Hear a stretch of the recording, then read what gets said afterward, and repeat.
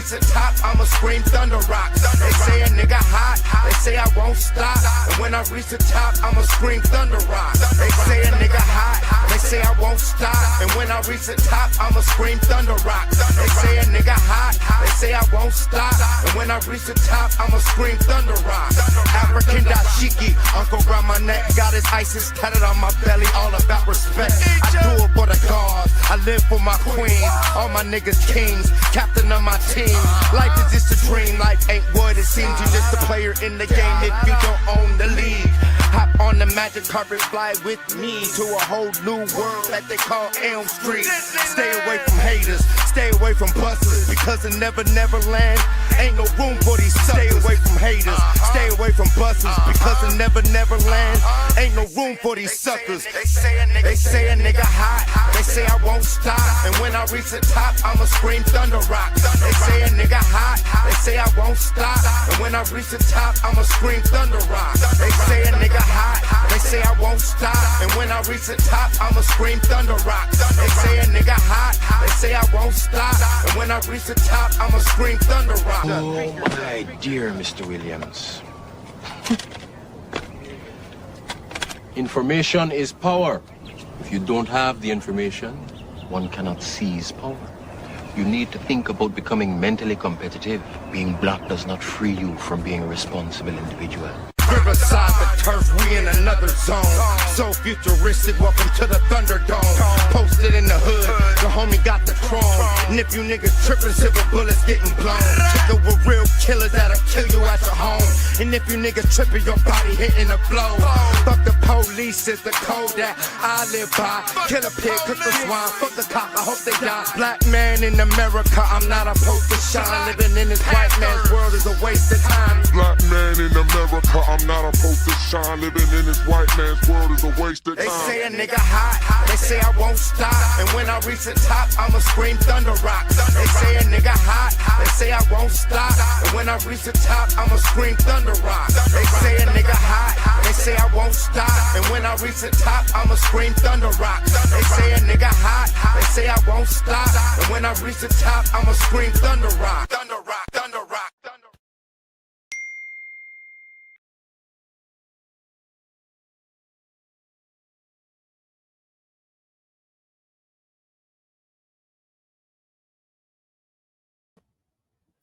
All aboard! It is time to hop aboard my spaceship, cause you are now tuned into What is the Matrix TV. I'm your host, the master of the universe, JasonElmst Williams, and tonight we're talking about 3-Eye Atlas. Is it a UFO? Is it a spaceship? Is it the ancestors' return? NASA and the government has officially launched an investigation with their highest telescopes, confirming that the comet or the spacecraft has blinking lights. But we know that our ancestors had advanced technology, so let's not get fooled. But before we start this discussion tonight, I want to introduce my special guest. We have Lana, the Empress El Anu in the building. Woo, thank you. Glad to be here. Excited. And we have brother Larry Daniels coming in from Florida. What's good with you, brother? So let's get it started. What do y'all think about the astronomers warning us that this possible UFO and comet is headed our way? Do any of you guys have an opinion? Do you think it's a comet or a spacecraft? And have you guys looked at the subject matter? I don't know what it is. I am interested in hearing your perspective. I can only go by my vibes. And, you know, there's signs and wonders all in the sky right now, Jason. What you think? There's signs and wonders in the sky. There's things we've never seen before. True. Entering our solar system, and people are scared. So, yeah, I'm interested to find out, and a lot of people aren't talking about it for some reason. It doesn't seem like it's really front news, which I find interesting as well. So I agree. I definitely feel that with the Charlie shooting, I'm sure there was something the other week before that we forgot about. All these are distractions. One, of course, the Epstein list, but really, like Lana said, this should be the biggest news. That's what it was. 2 weeks ago on TV, they showed that the military had attacked a UFO spacecraft in the sky and shot missiles, and one of the missiles hit the spacecraft, and the parts split, and then it went back into the spacecraft intelligently. Did any of you guys hear about or see that video? Oh yeah, absolutely. I think I remember you posting it. And that should have been, that right there was a test, because if people are more fascinated with a football game, then 50 years ago, that would have blown people's minds. 10 years ago, that would have not allowed to been on TV. But now the things that were called conspiracy theories, people lost their jobs and credibility, called crazy for, now it's being revealed as true. So now that the government is slowly declassifying this information, basically they're saying that they lied to the public. And this is an alarming thing, because like Lana just said, no one gives a fuck. No one cares that the government just admitted that they found on TV, and you can type it in now on YouTube, it's no longer declassified, that aliens exist. But before we get into it, I want to show you proof of the aliens, and that these aliens are us as melanated people, and us as Moors, Indians, those who have been misclassified as Black and African American are descendants of aliens, and alien starts with an A-L, Al-Eon. And so Al-Eon, once again, that's a tribe, that's a nation, that's us, just like El Morocco. So we are the aliens, and through studying our culture tonight, we're gonna prove that we, our ancestors, built technology to travel through wormholes. We left proof of these devices that are called Stargates, pyramids, and the jet pillars, and also the We're going to break down how Nikola Tesla was a cover-up to hide the fact that melanated people already created technology for interstellar travel. So this is a video of me at the Temple of Dendera in Kemet, better known as ancient Egypt. We are at the Temple of Dendera in Africa, built by the ancient Kemites, better known as the Egyptians.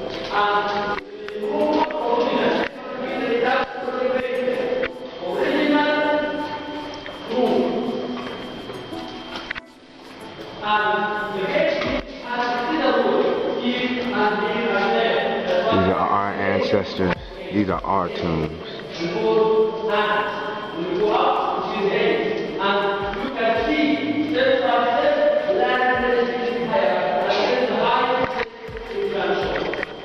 Peace to the planet, soul to the planet. This is the end of the days. We're about to shut this shit down. We are at the Temple of Dendera in Africa. That was my favorite Real part. history ain't no bet. We are at the Temple of Dendera in Africa, built by the ancient Kemites, better known as the Egyptians.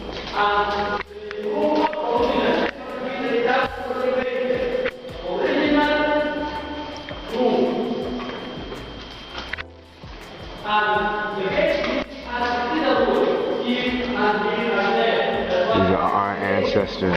These are our tombs. Real history ain't no bedtime story. It's Moors flexing at World's Fairs. Whole planet was glowing and bam, Hollywood pulled up. Them spotlights were ether cannons erasing Tartarian domes while y'all munching popcorn. Yo, 20th Century Fox? That means 20th Century Reset. They erase in Moorish memory, turning truth into illusion. Hollywood the mask, cinema the new church, and they don't want you no one knew the empire they buried. They use this cinema to rewrite our memory, to make us forget who we truly are, the true kings and queens of this land. From 1646 to 1774, Moors fighting Moors, and don't get it twisted. It wasn't just colonizers shooting muskets. Dirty Moors selling out their cousins for titles and land. 379 years of bloodshed from Alaska to Chile. Let's not forget in 1524 they rename us Indians. By 1774, the Moorish nation was done, son. 1776, New World Order flips the switch. 1845 to 1876, orphan trains roll. They wiped nations, then replaced them with kids on trains. Cover-ups on cover-ups. 2020, small reset. They tell you wear a mask and stay inside. 1492, Grenada in America falls. Jesuits add 1,000 years, burying our tongue. Let me break it down for y'all. Tartaria, that was the millennial reign. Whole empire glowing off free energy. 432 hertz healing buildings. Ether ships riding the skies. Moors running the show. Then 1776 hit. Jesuits flipped the switch. Satan's little feasting kicked in.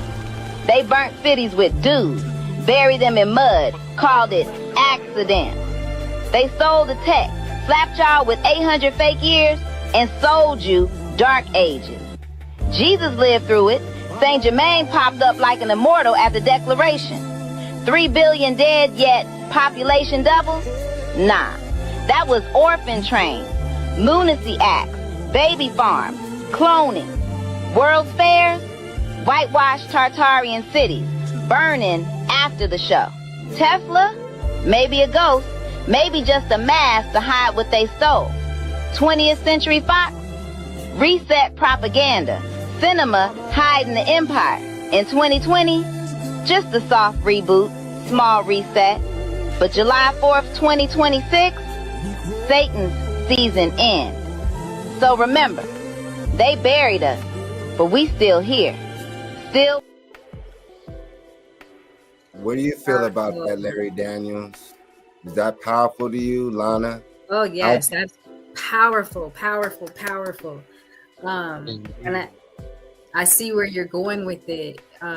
You know, because from what I feel like, it's our ancestors that are coming. You know what I'm saying? And can you break down what the 3 stands for, Jason? Because the 3, I don't think a lot of people know what the 3 is for, because in 2017 they had a strange object in the sky that they reported. It was like the size of a football field.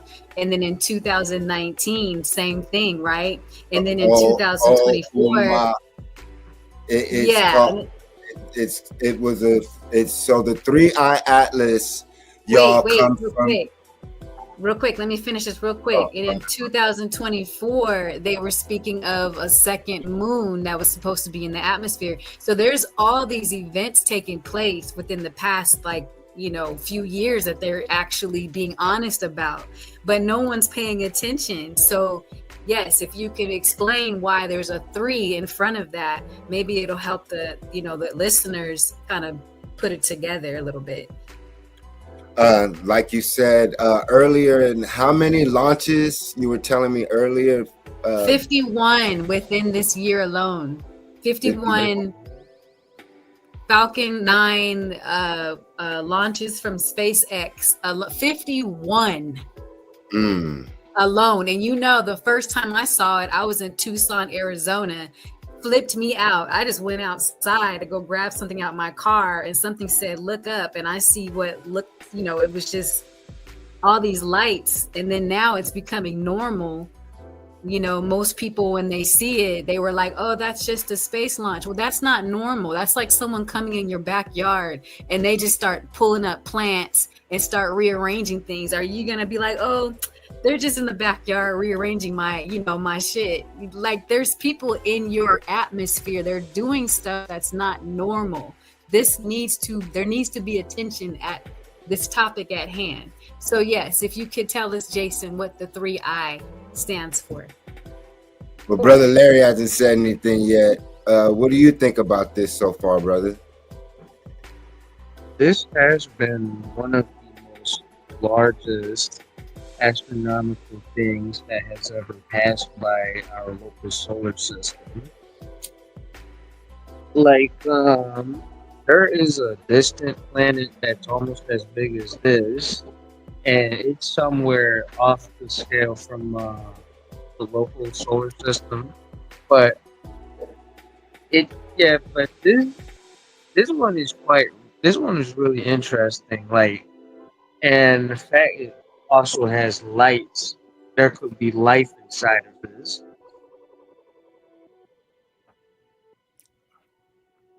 Like, what if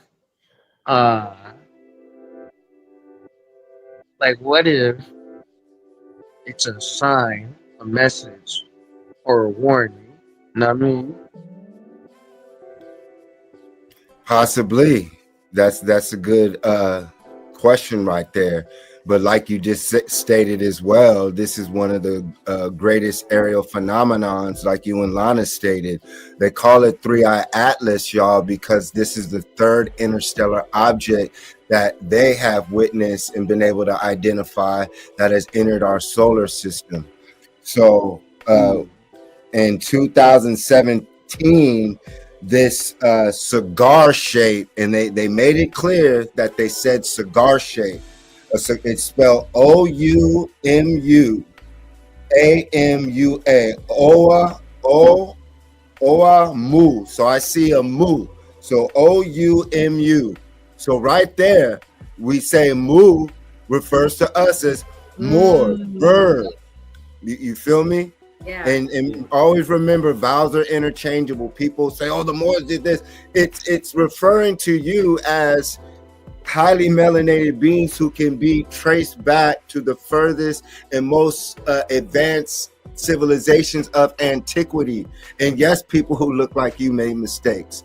But tonight, our best proof, we're going to try our best to prove what we're speaking of, whether it's a comet or not. Whether a spaceship does arrive, we're going to prove that our ancestors did build crafts and did build space edifices that were able for interstellar travel. But right now, we're seeing that the government is rolling out classified information that years ago was considered a lie and false. So now we have to recognize that the government has said that they've lied to us. I mean, it is what it is. So if they lied to us about aliens, that they admitted that one Harvard professor said 4, another whistleblower on TV said over 12 spacecrafts have been recovered, reverse engineered, and admits to various confirmed alien species. This year, over $100 trillion budget for national space defense. So we're going to get into Donald Trump moving the Space Force to Alabama, Huntsville, Alabama, which now will be called Rocket City. Where's Alabama? Alabama, home and capital of the Choctaw. So right there, we find the Mississippi Mound Builders, which are landing sites for our crafts in Alabama, next to the Mississippi River. So what does Donald Trump, which we know when the trumpets blow, that's clearly a sign that they even speak of in their books. So when the trumpets blow, the crafts will come in. You have to remember, more than ever, y'all, we're talking about this out loud. 10, 20 years ago, this was beyond taboo. So the beehive wasn't connecting. Remember, we're one. We're connected. So the more of us who want a spacecraft, who want to get out of here, it's going to happen, regardless of if something arrives. But we want it to happen, so it's going to happen. This is their goal, to keep us on a one-track mind of distractions. Because when you study your culture as a Mu, a MU, a Mer, or a Martian, you'll understand that you are an immortal being, that you're made up of atoms, photons, neurons, and electrons, and we're going to get into it. So in 2017, the cigar shape entered our solar system and passed by. So that was the first, what they call crazy or strange or weird astrophysic phenomenon. The second was called the BORISOW, the Boris. Wait, Jason, can you elaborate why it's a cigar shape? Like, why did they make sure they let us know it was shaped like a cigar? Because we have to remember that when they say extraterrestrial or interstellar, for one, extraterrestrial simply means in addition to this planet. Earth is a new name. They used to call it Terra, Chi, Gaia, Geb. Yeah. So knowing that this planet was called Terra, Terra, that's why they call it Terra. Also, our terraform, extra terra, extra to terra. So that's one. And then Atlas Shrugs. So that's another story. But basically, when we study UFO crafts, Lana, there's multiple shapes of identified flying objects and unidentified flying objects. Some people say they're cigar shapes in ancient times. They call it the cigar shape. So do comets look like cigar shapes? So they're admitting that a craft did pass by this atmosphere. Whether they got off and communicated with them, we're not to that privilege yet, right?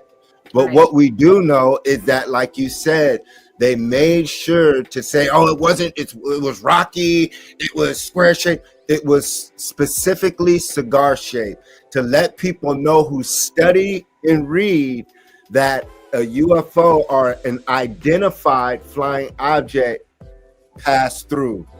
So that Do they have it now?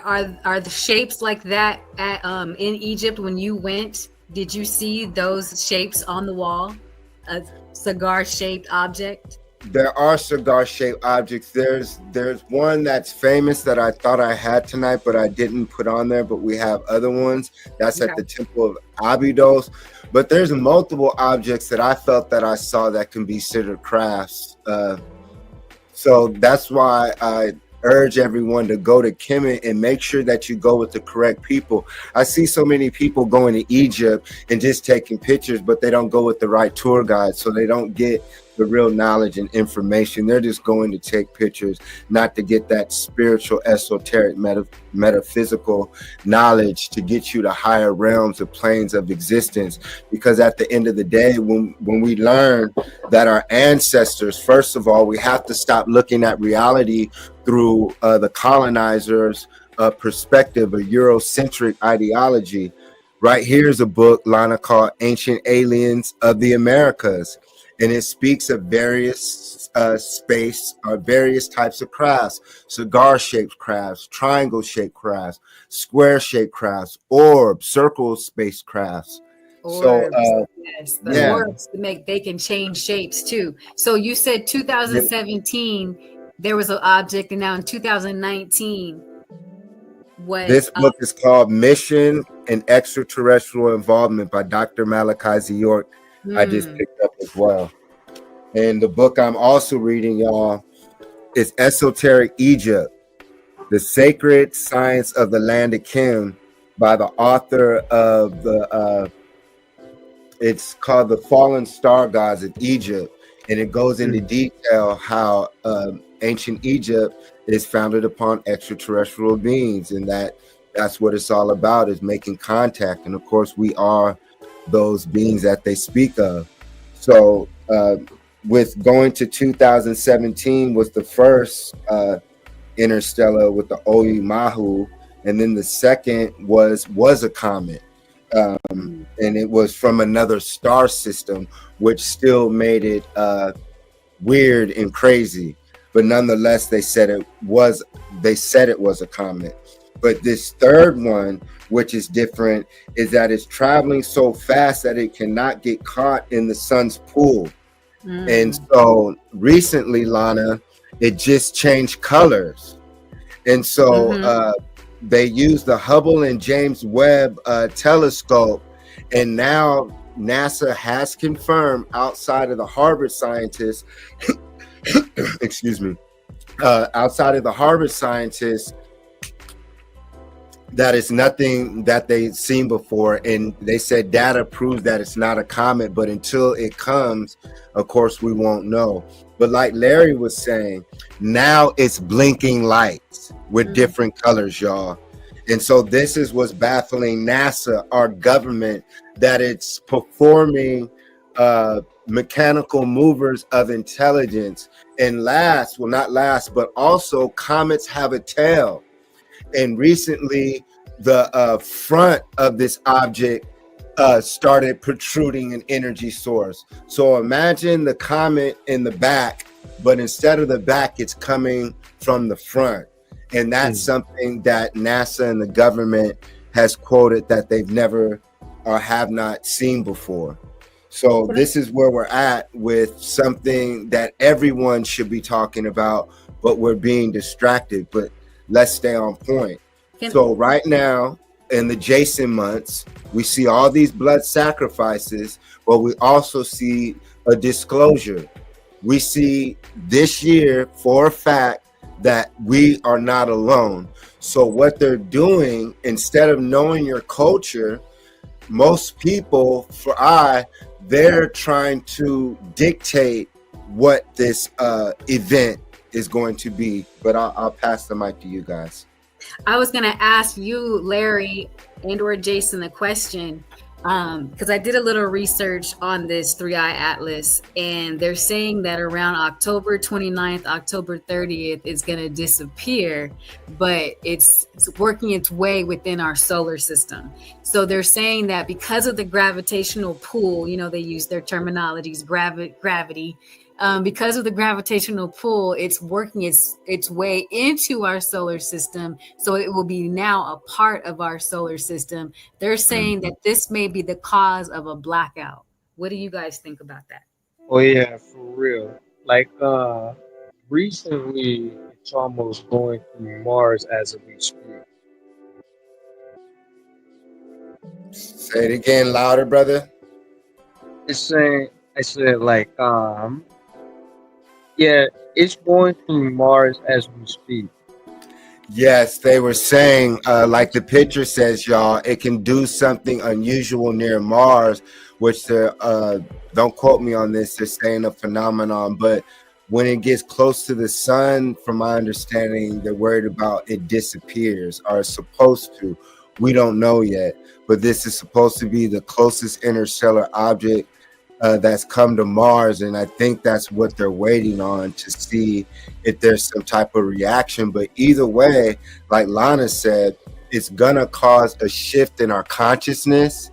It's gonna cause a shift in the Earth, or Terra, or Geb's atmosphere, which is gonna cause maybe ice caps to melt, Earth's or tectonic plates to shift, which is gonna cause a revealing of certain land masses, which is also going to cause people to act different or be different. Once again, this is why they poison the food, why they distract us with television, why they just gave us a preparation of Halloween with another blood sacrifice. And then Assata Shakur, rest in peace. So we have two political so-called figures. One, Assata Shakur, passes away of the ancestors, and one on the so-called colonizers so-called side. But who knows, this person still might be considered a whistleblower, if you know who I'm talking about. And Captain Kirk, Charlie Kirk, beam me up Scotty, that could just just playing with the dots, so Captain Kirk just got killed. Assata Shakur passed away. I forgot who else just recently passed away. A brother from Egypt, Mafudisi, I want to say, but one of the top brothers in the conscious community passed away as well. So before we move on to this picture, what were you saying now, Lana? So I was going to tie it in with, yesterday I walked outside, took my dog for a walk, and boom, I see Of course, I didn't even know there was this rocket launch going on, but this one here, and normally I catch it, this one here lasted particularly longer than most. It was just going for like at least over 2 minutes. I was filming. What was so significant about that rocket launch versus the others? Irony with this 3i Atlas being so close into our atmosphere. Like, what's the significance behind it? Does anyone know? I'm not sure. I tried to. It says 3i Atlas comet hurtling towards solar system, much bigger than previously thought. But and then countdown to launch of space plane, not so secret reusable space plane operated by the United States. I thought that's what was being launched yesterday, but I guess not. But everybody watching this, type in countdown to launch of space plane, and it's a secret space launch that's about to go on again as well. So for me, they're communicating already. We forget that they have some fake international space station, and they love talking about Mars. At the beginning of the year, Elon Musk was talking about colonizing Mars. We did a podcast episode on it. He literally had a shirt called "Colonize Mars." Yeah. And when we do our research, y'all, our ancestors teach us that we had or have civilizations on Mars, but there was a war that took place, and once again we had to take refuge on planet Earth. Some of us went to other planets.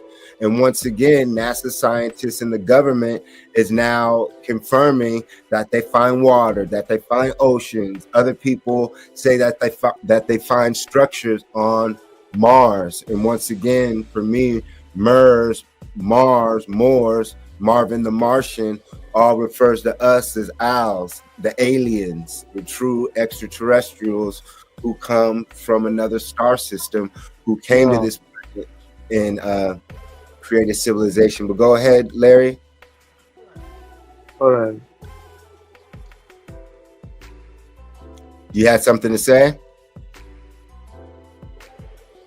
But go ahead, Lana. So right here, go ahead. No, I didn't have anything to say. I'm listening though. Oh, so Larry, did you have anything to say? So Trump moves. Go ahead. He'll come back. Okay. So right here, y'all, to the next picture, Trump moves Space Force headquarters to Huntsville, Alabama, declares it Rocket City. So this entire year, we see they put a little hush on the robots, but we already know that China says that they've created more humanoid robots than humans. So we'll see if that's true, but that's interesting. And now we see that once again, that the president of the United States has created a space force. But who are they preparing for? And why in Alabama? And then Rocket City. So once again, the U.S. government is preparing already for interstellar space travel, because that's the next frontier, y'all. If you guys haven't got it yet, Right. There's nothing else to do. There's literally, everyone else is bored. So they have to control it. That's why they're creating certain events to create the lockdown. Watch the Justin Timberlake movies to where they'll have sections, to where they'll have time. Like, that's why certain districts will have good food, clean air, clean water. Others will have certain grades of food, certain grades of education. It's already happening right now, y'all. It's here. And so once again, they've admitted that aliens are here and possibly we're being visited. And Donald Trump is creating Rocket City as we move along to Atlas is Alive. So right here, the movie Stargate, once again, the U.S. government in Africa, in Comet, Comet, finding technology to travel throughout the galaxy. And we have a new guest, Brother Khalil Analyzer. What's good with you, brother? Peace, God. How you doing? Jason, what's going on? You know what I'm saying? Peace, Yo, God. peace to the gods. Peace. So, to the so God. so have you tuned into the topic yet, or do I need to catch you up real quick? You know, you can catch me up, bro. Like I chime in, you know what I'm saying? I hear you, brother. Lana, you want to catch him up? Yes. Peace to you. So we're talking about Three Eye Atlas. That's the main topic. And you know, I don't know if you saw yesterday, but there was like this rocket launch in the sky. So Yeah, I did. Yes. You know what I'm saying? A few of us saw it. Yeah. So, you know, we're just tripping off of how there's this this is the 51st launch they've done this year, trying to figure out what's going on with that. And then, of course, the AI Atlas, you know, we're trying to figure out, we're talking about that right now. So what's your thoughts on this Three Eye Atlas in the solar system? Yo, Three Eye Atlas. Yo, at last. You know what I'm saying? That's what my thoughts are. At last. Because they always hitting us with subliminals. You know what I'm saying? Yo, ain't no way to cover up these motherships. The grand mothership, you know what I'm saying? In the atmosphere. You know, these things are cloaked. You know what I'm saying? They're beyond human comprehension. And one thing I do want to point out is we always see the observations of us finding them. Oh, the scientists found them, the astronomers, they found them. Don't you realize that they saw us first? You know what I'm saying? They saw you. You know what I mean? Three Eye Atlas, man. Everything AI and everything is coming up, you know, it's coming up to something like very huge, you know, but it's happening, you know, it's another aspect of it that's happening in consciousness. And I think we're reaching like a harmonic convergence or a critical mass to where a lot of people, you know, are reaching a certain altitude in consciousness, and they're actually like bringing this event on. And these are really like the souls of the ancestors, you know what I'm saying? Yeah. That's actually like inhabiting like the human form. I had a powerful experience, and I have multiple, but just yesterday I was able to see myself and another queen I know in New York right now, who's also raising the vibration in crystal form. And this is tripping out because I got glimpses of the diamond body before, you know, and we did many studies where they speak about the diamond form, but I seen myself as well as other brethren in diamond form.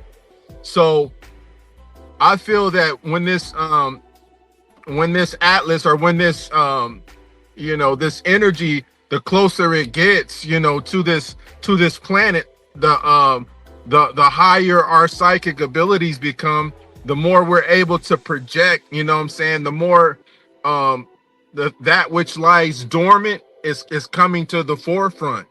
You see what I'm saying? Because they can't cover this up much longer. You know, our abilities, they try to suppress all our natural skills, our natural abilities, and we kept progressing through bloodlines, through death, through transatlantic slave trade.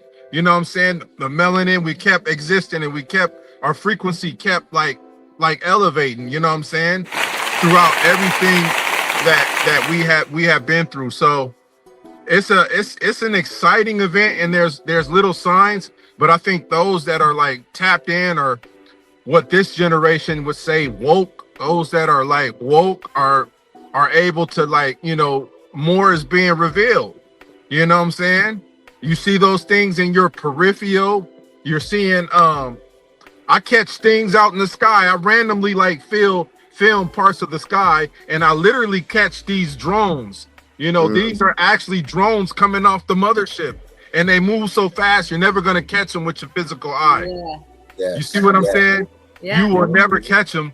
And the bigger question is, what are they doing? And one of the homies was telling me, like, yo, they're assessing the vibration and the energy of those that are raising their frequency. You see what I'm saying? And that's heavy. And you were talking about seeing your light body. I want everybody watching the show to type in on YouTube Alan Strange, especially my melanated brothers. This was my favorite show when it was on. I would relate to it. It was about a light being, an extraterrestrial being left on Earth. And he took the form of a Moor. And at the end of the whole series in the movie, he had his head wrapped in his turban, and he went into the pyramid in a rock mecha structure, and there was a spacecraft in there. And so at the end, once again, it was showing us that we're here for a purpose and that our ancestors will come back to pick up some of us up. Some of us were trapped here at the last cataclysm because some of our ancestors left.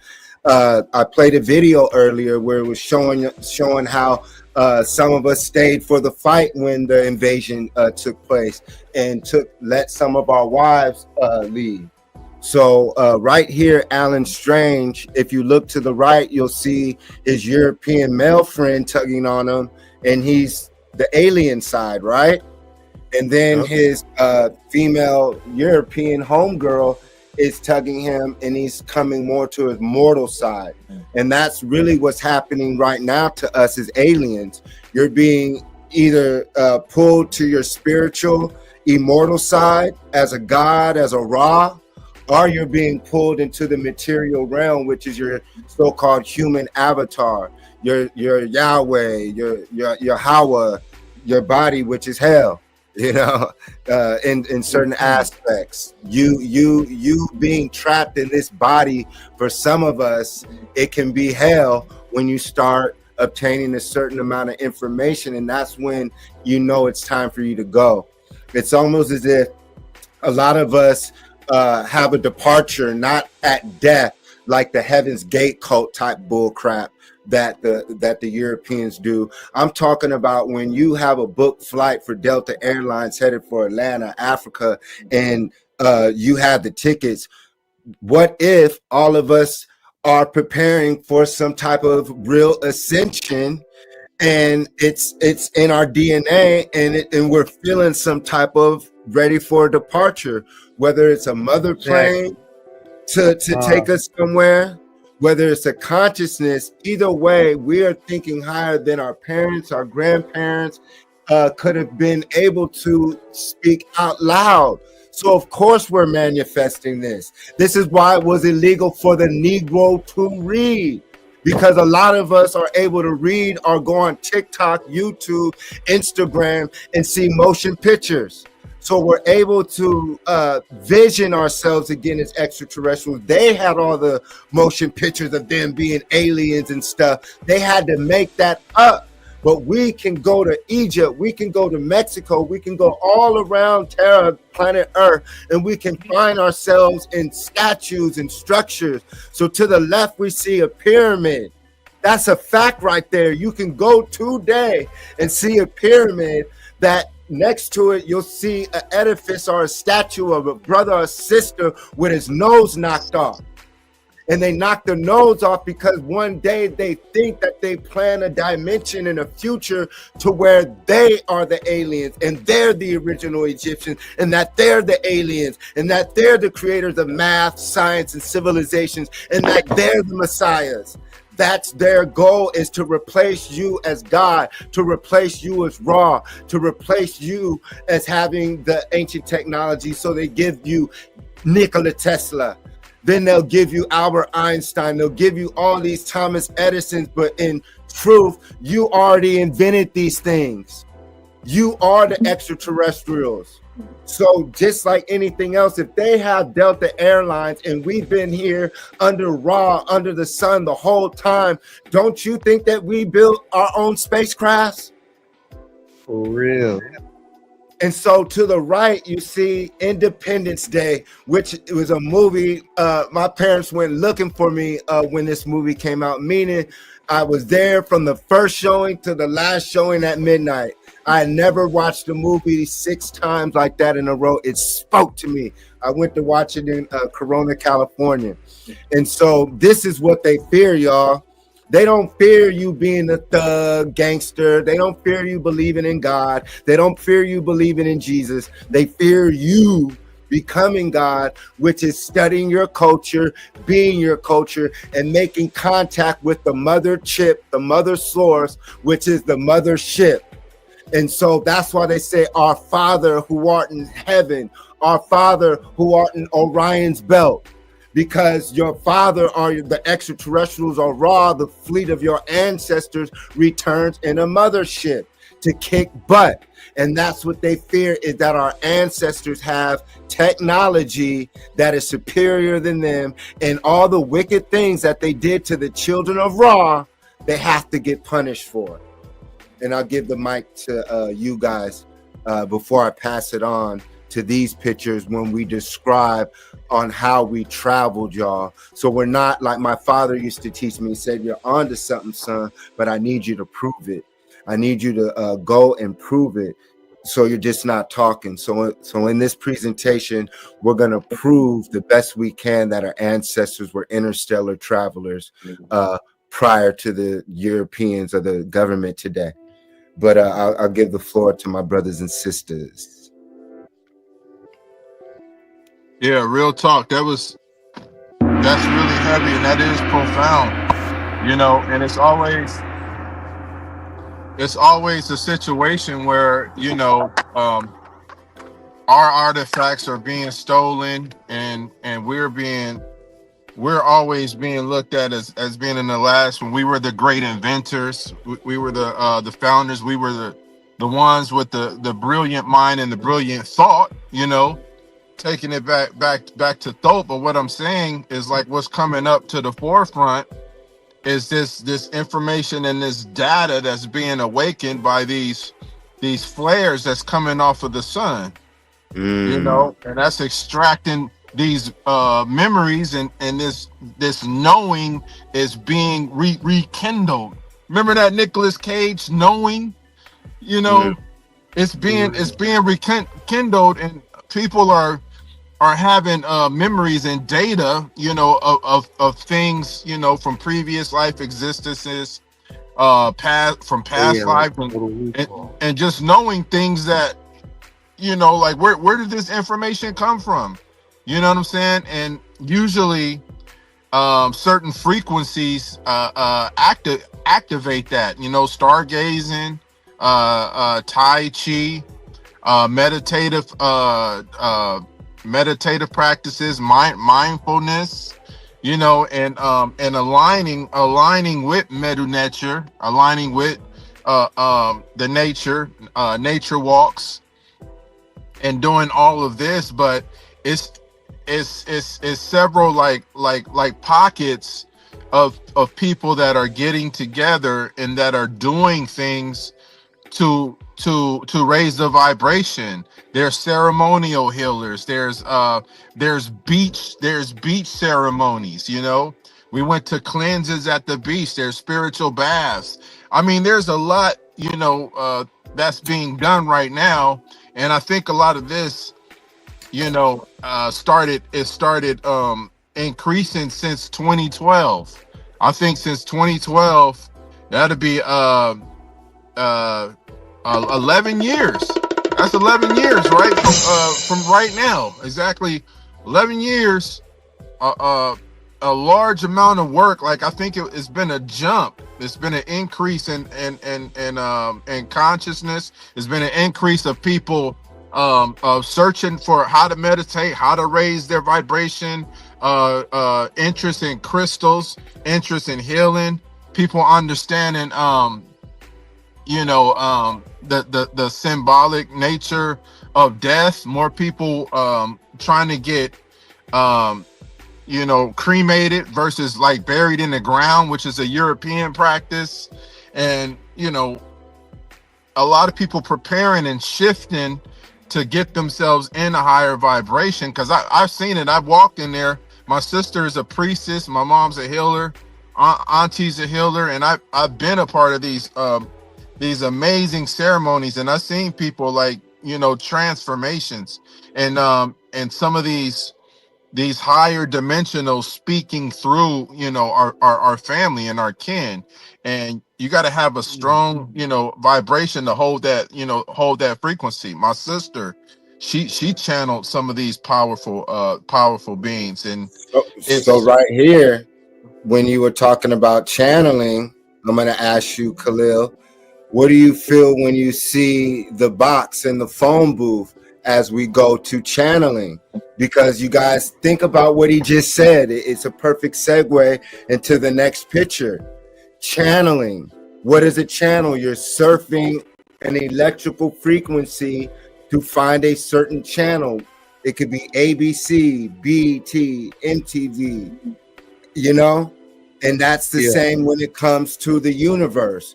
You can channel and hit different, what they will call star systems or entities.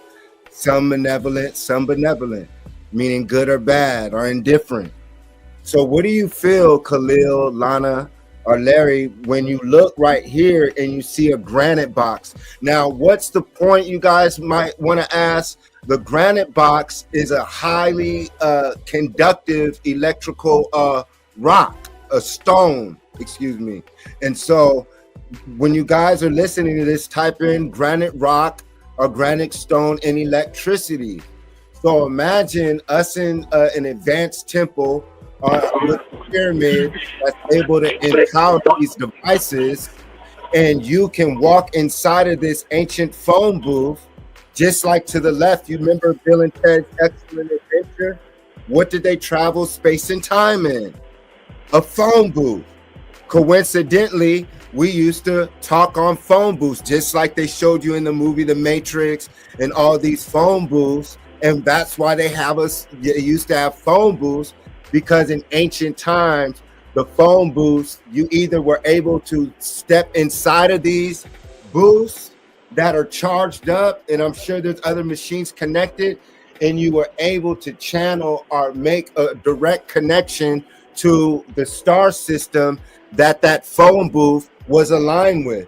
So let's say it's aligned with the Orion's belt. So if that phone booth is aligned with Orion's belt, you have a direct connection with the source. And that's just like a teacher today, an online teacher, a virtual reality teacher versus a pastor, pimp, or the television or the radio station feeding you crap from someone who's signed to a satanic organization. This is what the church and the government doesn't want you to know, that us as Cometians and the ancient ones in our past lives built phone booths and edifices that we could go into and make direct contact, just like the internet, and get information from the higher source and bring it down to what they call Earth. And that's how we were able to distribute our education system and curriculum across the planet. And this is why you see similar sacred geometry and similar advanced structures all throughout the planet, because we are time travelers. And this is why we have to break the spell of being black. We are aliens. We are extraterrestrial beings. It is time to phone home. E.T. phone home. You guys get it? Yeah, definitely. Can you hear me? You're echoing. Yeah, and then actually, what they also don't want you to know is the actual frequencies to use these phone booths, to use the lines, because there's several frequencies that can elevate your vibration. You got 432 hertz. You got 741 hertz frequencies. These frequencies alter human consciousness. You got the solfeggio frequency. You got multiple frequencies that were combined in open portals, and this was immediately taken off the internet. Someone figured out two frequencies, and I can't think of them right now, but when they combine them, it opened an actual portal. So the frequencies are, they're very powerful, and it was actually like, that's how they were able to take over music, because they were utilizing these frequencies. And there was a frequency to dumb down consciousness, and I think the 432, they took out the frequency of love. So they can control people by utilizing these. Exactly, like low frequency music. Like we're in a constant state where we need to feed our mind into the low frequency. If there's something going bad at work, it's always low frequency. If there's something that we see on TV, like another person getting shot, and they rap about it, that's low frequency. And something, but yeah, like they tend to take out certain music that have a higher frequency. Like most R&B songs back then never actually had that same frequency as they are now, because they also have low frequencies. There was something else, but yeah, you were like talking about earlier how you were playing a video game and they were able to use certain structures to teleport across the planet. Can you maybe break that down for the audience? Because remember, what the video games are a multi-billion-dollar industry, just like the movies. So remember, they're showing you the truth in the video games like they used to, and the cartoons like the Hanna-Barbera cartoons, Barbarian, Tartarian, and they were all advanced. So go ahead. What was this game you were talking about? Oh yeah. So this is this game called Fallout 4. Fallout 4 is a game where you play in a post-apocalyptic world. Oh wow. See, you were played as a parent of a child, and you were set 200 years into the future via cryogenetics.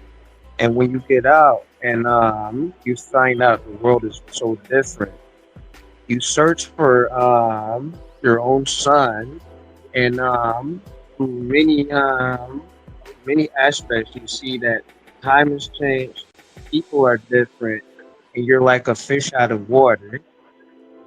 But the second you go to a certain town, people will talk about disappearances, and the disappearances linked to a certain place called the Institute.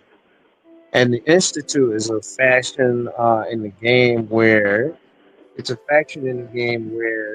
one, there's a group of underground scientists, and what they do, they kidnap people from the surface via molecular relay, which basically is like Star Trek or any kind of quantum leap. You okay. So what it does is when you do a quantum relay, it reshapes your molecules, and it hold on, wait.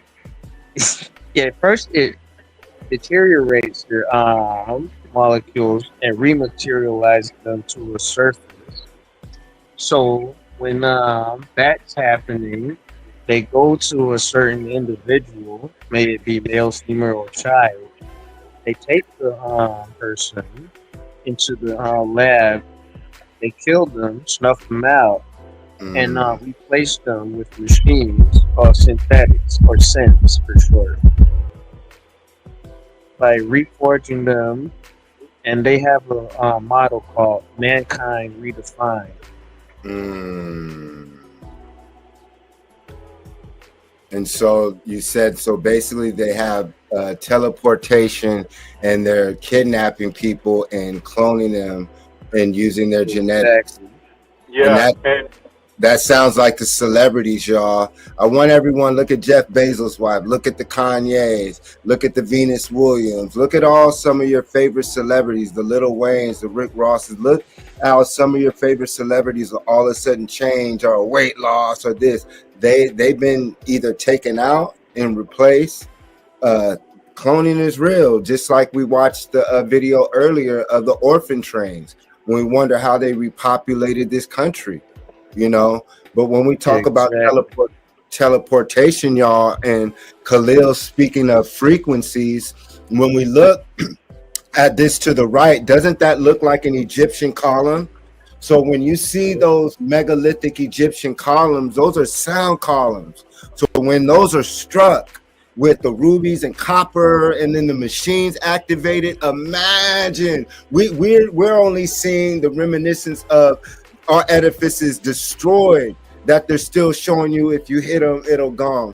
So imagine 100 pillars hit and vibrating at a certain tone, those would open up a portal. And so right here, this is where you see Beam Me Up Scotty. Where do you think that they get these ideas from? They just got out the caves.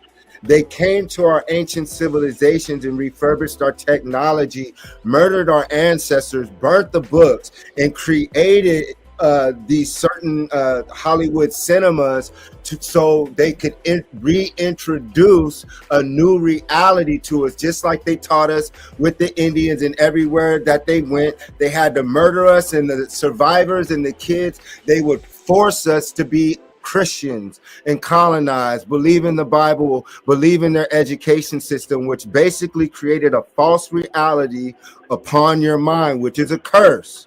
It's a curse over your mind. It's a false reality, and we're breaking that. So once we understand that in Star Trek, that they got that from us because we are the Star Walkers, let's look at it now. Let's look at this. It's called Doctor Who. And once again, we see that too. Doesn't it look like the Djed pillar right there? Look to the bottom left, y'all. And while y'all look at that, I'm gonna search for the edifice or the hieroglyph right here that you see. This is called the Osiris pillar or the Djed pillar, which to me is an electrical device. So our ancestors spoke in code. So when you go out and look at your electrical poles, go look at these right here. This is the same electrical devices you find on your poles that electrify your cities. The same exact design. Hey, King. Hey, real quick, I didn't want to cut you off real quick, but I just wanted to tie something together real quick. Go ahead. When he was talking about Fallout, because I played Fallout, all of them, for many years, and I wanted to like show how it starts. You're in a bomb shelter, you know, you're in a vault, like Vault 76 or whatever vault. Vault you know, 111. Yep. Vault 111 too. But it all starts, and even going back to the telephone booth. We live in booths, you know, we live in these squares. Everybody is in their room. They took you out of nature. They put you in a room. They put you in a square. When he came outside of the vault, then he saw reality for what it really was. I've already projected out, and I've seen this.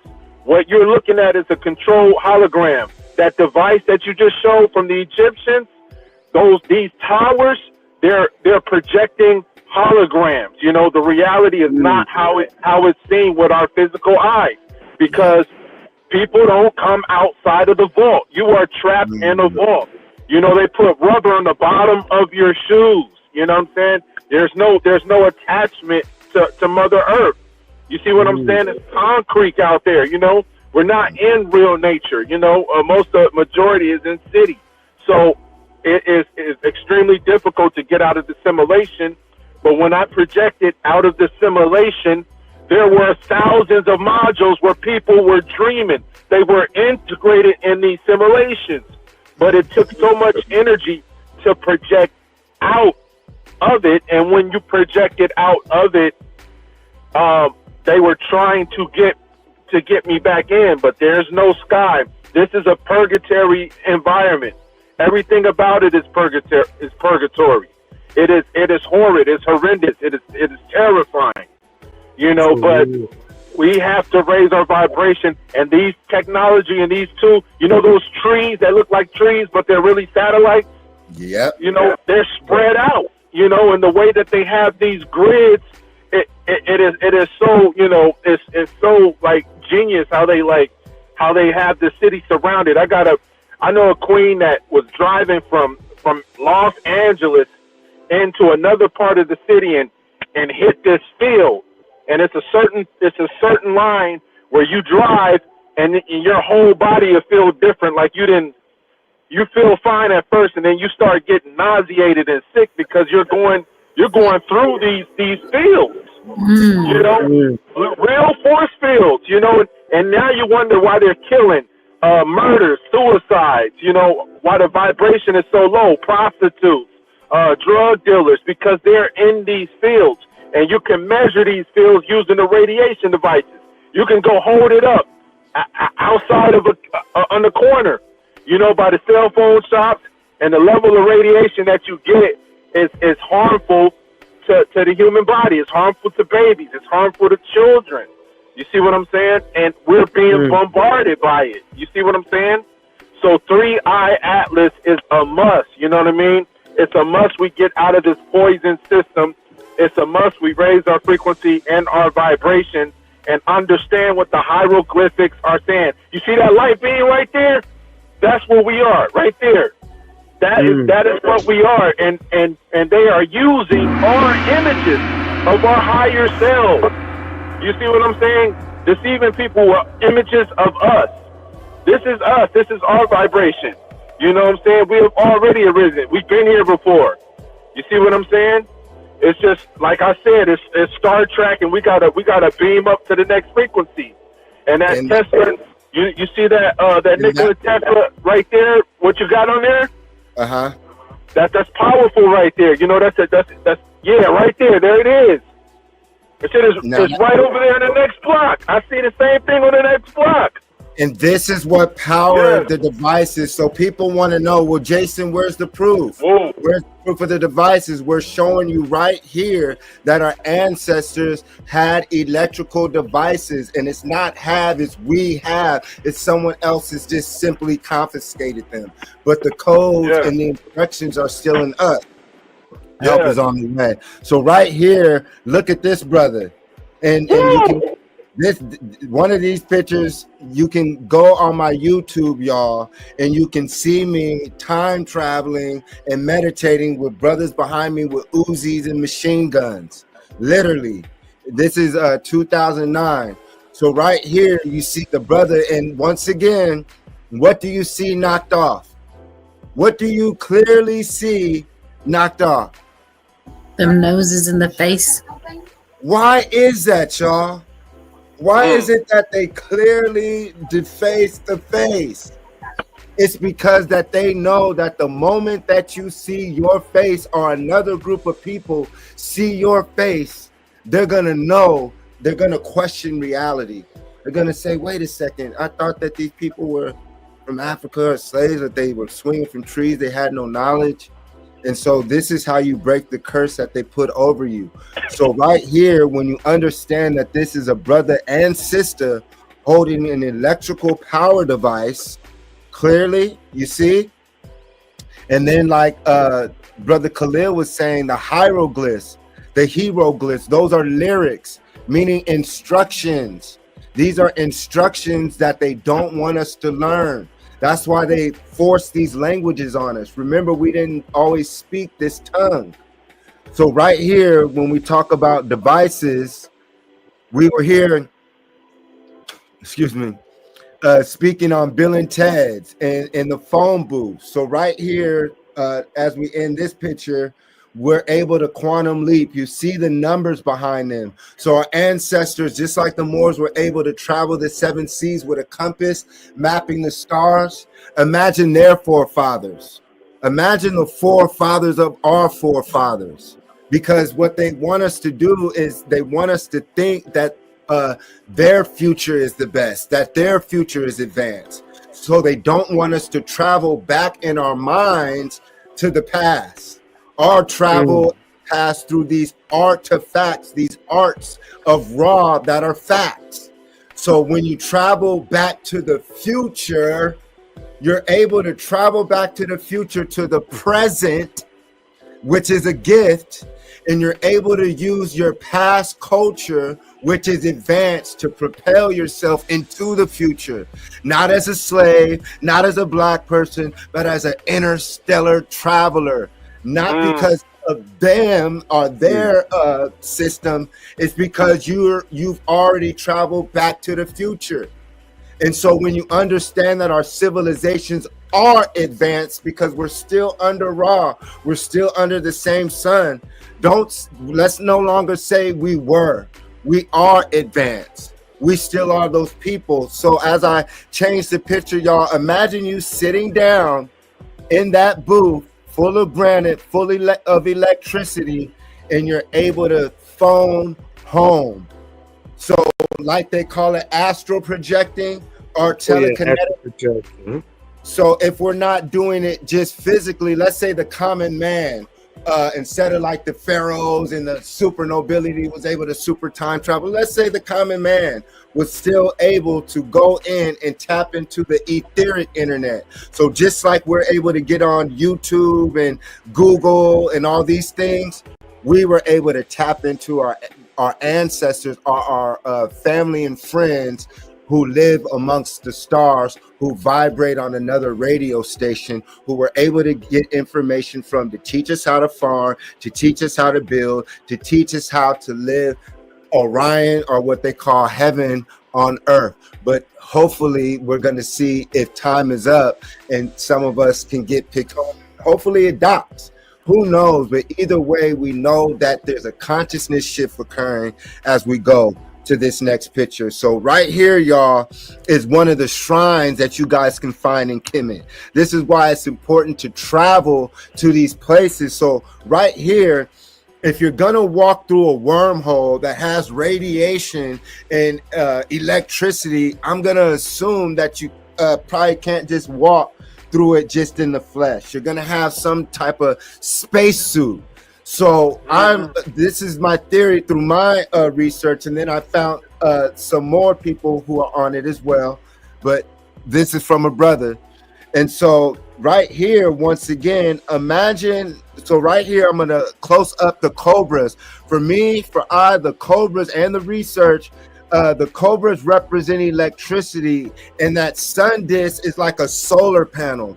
So imagine that being electrified, like Bill and Ted right here. Picture it being electrified. You see on top of Bill and Ted that antenna. So imagine it being electrified just like that. But it's copper. Hey, brother, I wanna make a quick, just one quick little point. When you mentioning the cobras, I wanna make this kind of like stand out in people's minds, because there's a lot of people that demonize a lot of things that are said when you bring up snakes and you bring up that, oh, that's the occult, oh, that's demonic, you know, oh, that's black, oh, that's negative. And you know, them two twin cobras are also on the sign of the paramedics. So if you ever been in a paramedic, if you are near death and you need to be transported by a paramedic, oh, you're demonic now. Oh, now it's good. It's good now, right?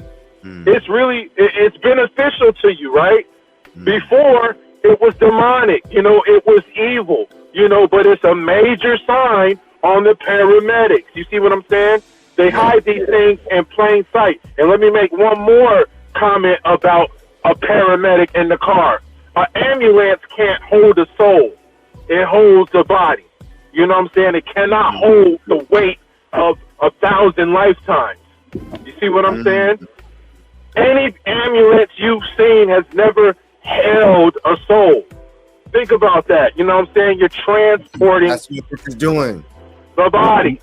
And that's what we're doing right here. And go ahead. Hermes, from Greek mythology. Hermes leads you to the river Styx when you once die, or will lead you to Mount Olympus once you achieve godhood. You know, Hermes, and he holds the staff of the two snakes. Toph, Tahuti, the Jed pillar. Yes, yes. And so we have to look at this like Jafar. When I was a kid, I was like, okay, Jafar was a sorcerer.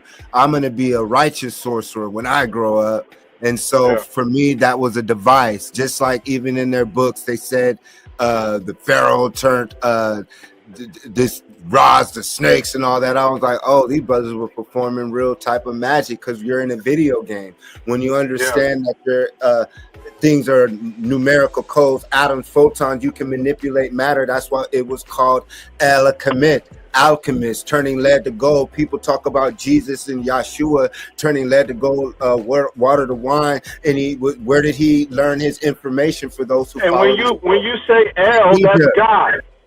El is God. Right. Kemet. God the Kemet. You see what I'm saying?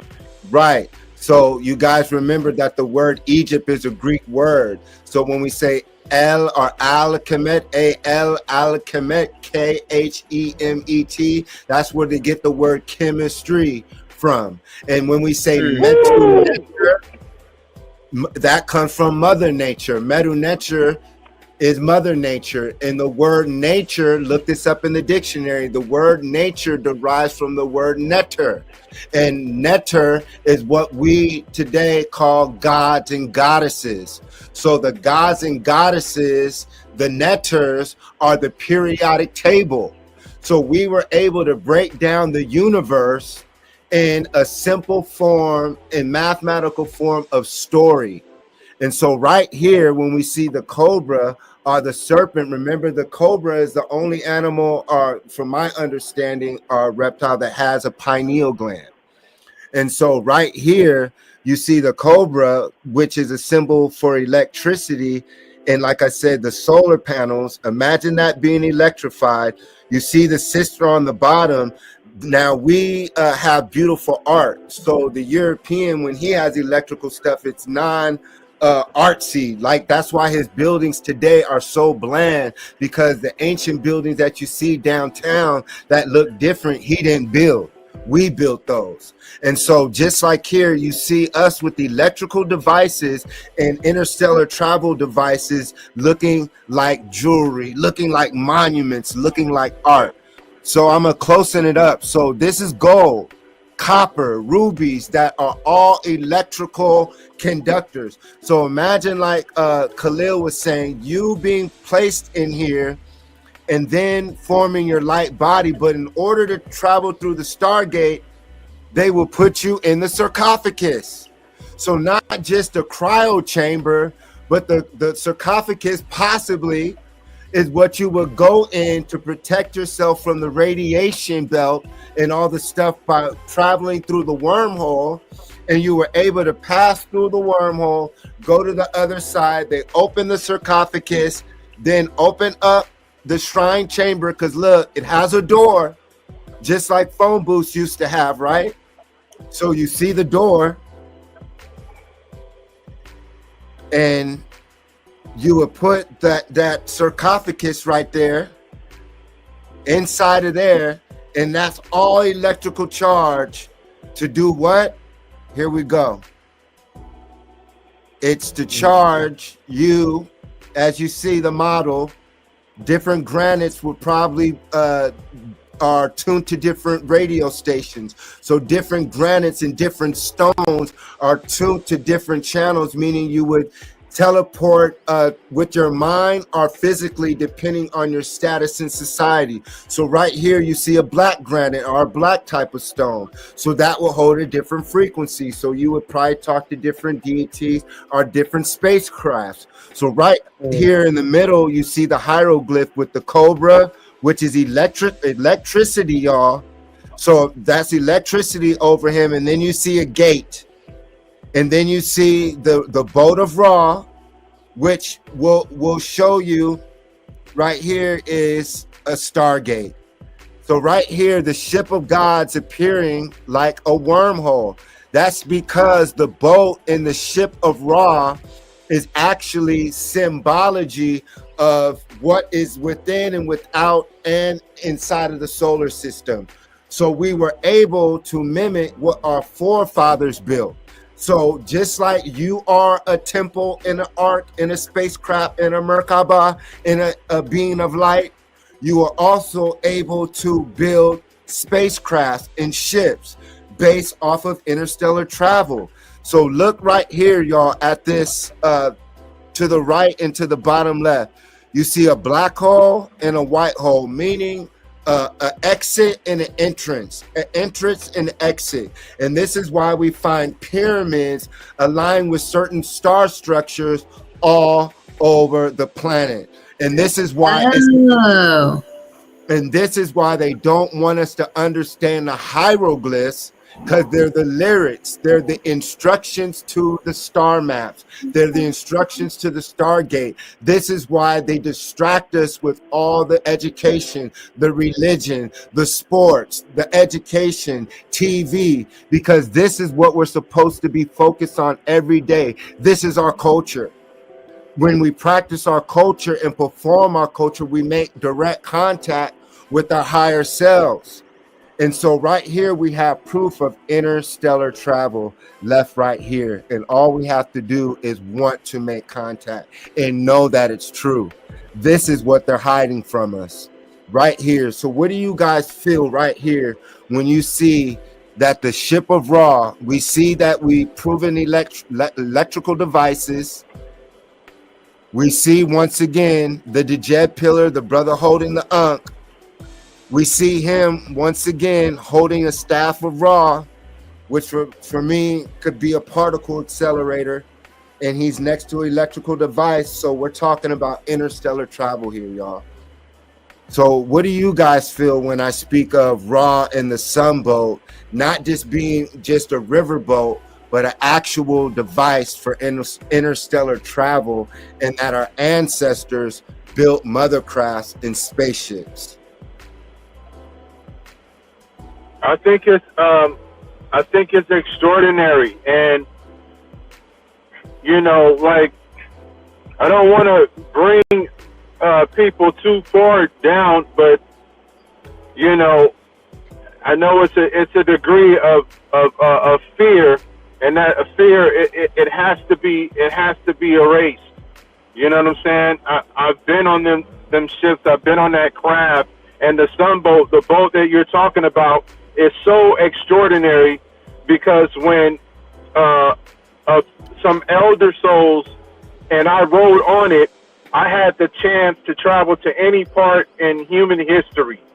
And when I rode on the boat, we rode through ancient Comet, and no one was aware of us. We're floating on this device that's beyond physical human comprehension, and we're seeing these people and their rituals and their habits and these huge pyramids, and it was so phenomenal. And then the boat goes down, and then it goes underground. It dives underground, and then we see all of these ceremonies that are taking place underground, and it's mind-blowing. But what I'm explaining is higher methods of astro projection, levels that you get on to where you can actually you project into the afterlife, and then you are able to to witness these events that happen in anywhere in human history and on different planets, because there are thousands of parallel universes. What do you feel about Doctor Who? Have you guys watched the show Doctor Who? Yeah, that new one. I've seen that. That's pretty cool. So once again, what do you guys see him traveling in? A phone booth, right? Yeah. Yep. Phone booth. And then this is his laboratory. So right here, you see it. You see them with the phone booth, and you see the same type of technology to the right that the brother was holding inside of Egypt. Right there, y'all. Wow. And look, if you can look closely to the left, it'll show, it says spinning and flying, spin and fly TARDIS or Taurus field. So right there, so imagine that spinning and that going either to the sky. You remember Willy Wonka? You remember when he broke out of that? So right there, what if Willy Wonka was showing you that we had different types of flying? Maybe there were degrees of the different crafts. You know, just like they have jet airliners, UFOs, different. Look like a genie lamp, huh? Also, and if you look to the far right corner, y'all, it has bumps coming out like sticks, and then like you said, that big bong and genie lamp. That all looks like the devices that we were looking at when we were looking at in Comet just a few seconds ago, right here. Look at the brother.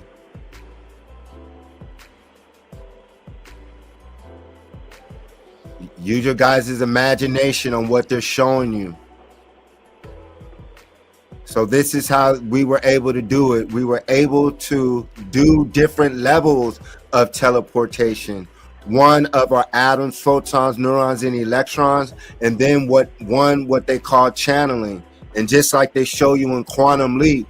So if our ancestors were able to map the grid lines and stars, that means that like in Indiana Jones and Dial of Destiny, they were time traveling but landing in the wrong era. But our ancestors, since they built the matrix, they knew every matrix and ley line, so they could jump from time zone to time zone. This is why we have something what we call, if we have a picture of crop circles today. The crop circles are proof that we are interstellar time travels, and these are some sort of timestamp for me. Hey, what do you brother, can I say one thing? Yeah. I just want the people to pick up on one thing. When the King Elm Street is speaking, it goes back to frequency, because there's so much power in the way that the brother is speaking, because he's speaking as a whole affirmation. When you hear him talk, I am, we will, we are, you are. And so what happens is that it's the ancestor speaking right now. In the actual now, you are in communication with the ancestor, because when I hear him, I hear the ancestor speaking. I don't hear a human voice.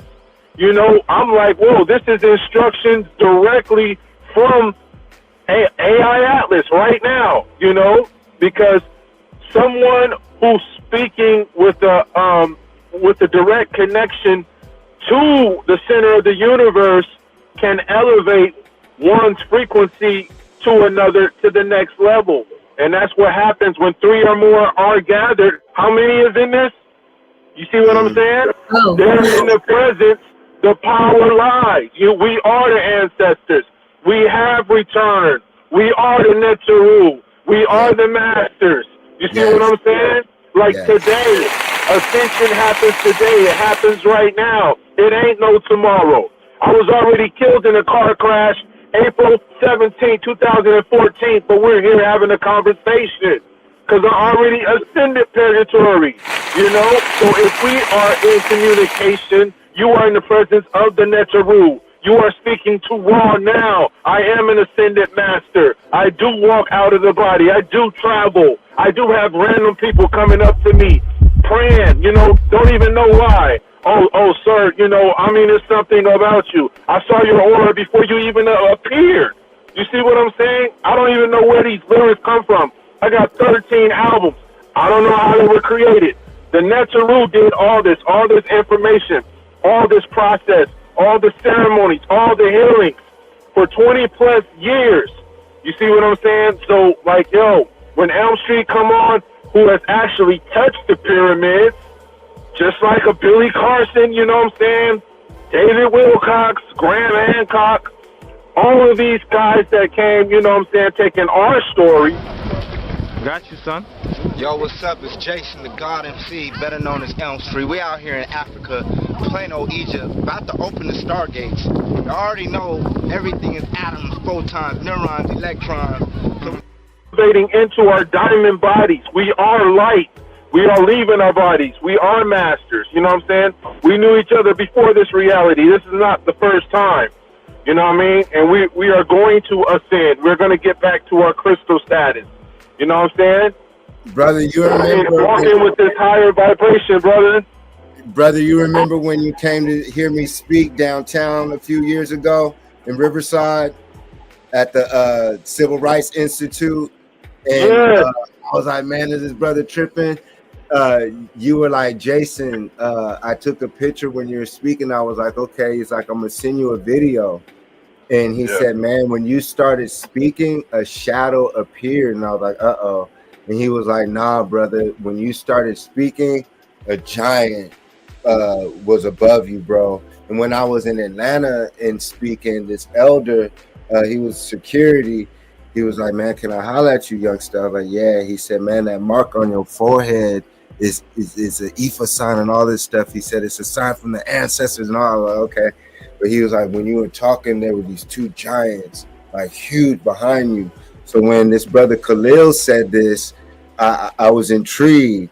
So I went and looked back in the video, and bro, when I say he was telling me the truth, I started talking, and this shadow figure, like the lights didn't move, a shadow figure, and you could see the face. He told me it was a tiki face. You remember that, Khalil? Yeah, yeah. So wow, yeah, you get chills, brother. You know what I'm saying? Because, like I say, these beings manifest.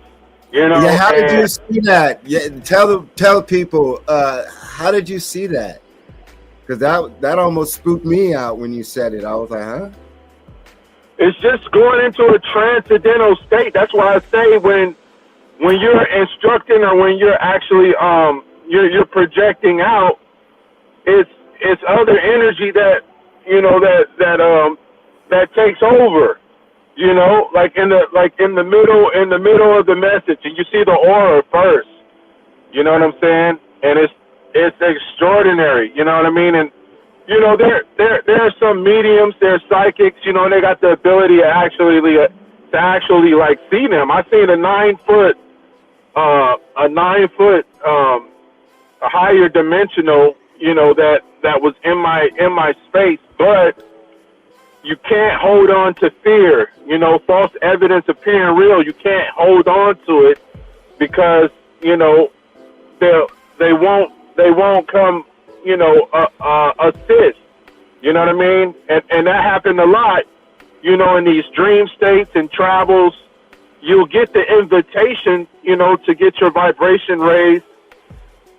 I was in a situation where one of these goddesses told me to lay flat and stay calm, and I stayed calm, and I knew I was somewhere higher, and she said stay calm, and this wind came from her, and the wind, I was wondering, it just kept going, and it was like clearing my whole, like my energy field. And I just said, how can anyone have a breath that just like, that does not stop? And then, you know, I'm in the center of the universe and I can't move. You know, I'm having that feeling where, you know, where you can't move at all. And you're trying to move and you're completely still. And then this other being, I asked who it was. She said it was Michael. You know, this angel was walking towards me, and I tried my best to hold the vibration, to actually see this being, but it was so powerful. It overrode, the human strip. But paralyzation, it happens, and that happens right before you project out the body. You get paralysis, and you're not able to move at all. But that's where you have to like let the fear go, and then you ascend out of the sarcophagus. You know what I'm saying? And now Now this is why you learn why they have us under a sleep spell. They have us under these fake 1 p.m., 2 p.m., 12 a.m., 2 p.m., fake calendar, fake time to throw off our natural circadian rhythm as sun people and solar people to the sun. We operate different. That's why they call it colored people's time, because we are not artificial beings. We're not supposed to be working for them. We're not supposed to be on their time. So what it does, it throws off our seconds, our minutes. And so that's also what they call the illusion, the dream world. What is the difference between this world and the dream world? Where is the school or the education system for that? That's why it's time for us to separate, not off of racism, but based off of proof that our culture and our education system prior to the colonization of our minds and the lands of our people is different. And we see a success. Now we have proof that if we continue to practice and continue to follow this path, you will be led by a shepherd as a sheep to the slaughterhouse. And so when people such as July, August, September, October, November, Jason comes and starts telling you these things, what it is, it's designed for when the Messiahs come, for you not to accept or receive the message. That's why many shall be left behind, is because you were taught to hate the Messiah. You were taught to hate Ra. You were taught, that's why they knocked off Amen Ra and gave you Amen. That's why they gave you a pale-skinned European as a Messiah instead of a brother who looked like Khalil, or a sister that looks like Lana, or someone that looks like I. It's because when you can identify with a statue and a culture and an education system and travel there and apply it and then go back to your land and teach your people, that is what you call Ra. That is today what you call God. There's no need to go to work and do all the things that you're doing, because it's no point. And that's the goal of the system. The goal of the system is for you to truly be miseducated so you think you die. And if you so-called die without enough information, you cannot graduate. And so most people aren't graduating to the heavenly abodes because, like I say, they know more about the Raider game. They know more about certain books than the higher education system that is left here. So when Khalil talks about astral projection, we had basically cities set up and machines set up to where you could astral travel. So imagine like going to Castle Park, Disneyland, but instead of going on a roller coaster, you could lay flat on a slab of granite or different types of stones in a machine, and you could get shot out to different star systems mentally and experience time just like a dream and come back and remember it just like a mushroom trip. You feel me? And so this is once again MU. And so once again, the magic mushroom is considered a culture. And when you eat the magic mushroom, what decalcifies your pineal gland, and it starts flickering like a cobra, just like the machine. Brother, your mic went off. I can't hear. Can you hear me now? Oh, wow. I can hear you just fine. You can hear me just fine? I can hear you just fine. Okay. What's her name left? Can you hear me now though, Khalil? He said he'll be right back. Okay. Can you hear me, Brother Larry? Yeah. What happened? I accidentally exited out, but I'm back. Okay, so basically, right here, let's get to it. The Khufu ship of ancient Egyptian marvel. I saw this ship in person when I went to Kemet, y'all. And so once again, it's proof. And there's like almost 100 of these ships that they found in front of the Great Pyramid. So once again, it's proof that we were able to travel the 7 seas and travel through rivers, which are our ancient highways, but it also was a representation of the ship of Ra. And to the right, the Wadajet. So for me, it says the wand of the Jedi.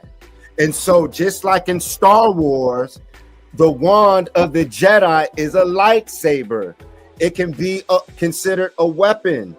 So to the right, you see, to me, it's not a cobra, it's a device. So when we see this, it's an actual device and an electrical device. So go watch the movie Aladdin and Jafar.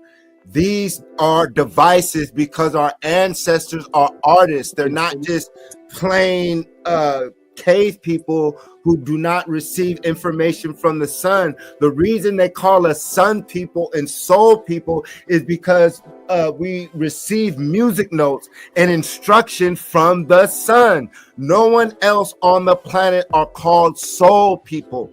So if we're the only people who create soul music, that means we are the only people of Ra.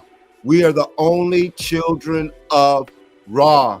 And everyone else are humans who are our descendants. And those who love us when we're practicing and performing our culture at our highest will either hate us and attempt to kill us, or they will love us and be students. And so every so-called race has a minority who loves us. Example, before I pass the Cobra, the Jed, so-called white people. The majority of so-called white folks, we would say, are racist. But there are a small minority of those who are not racist and utilize our ancient teachings, whatever it's healing, crystals, spirituality, to better themselves. And if they give us credit, we accept them into our kingdom. We accept them or teach them. And throughout history, when so-called Europeans escaped their so-called nation and practiced what today they call Islam, or what you call the Shriners, or what you call pirates, we accepted them. And those are the Europeans that eventually mixed in with us, who became pirates, or your so-called Arabs. And same thing with the Latin community. The majority of Latin America is racist, and a small minority of our Mexican brothers and Latin sisters are not. And same thing reversed with us. The majority of our people are loving people, peaceful Indians. That's why they were able to get us. Even though we are warriors, we're a peaceful people living in paradise.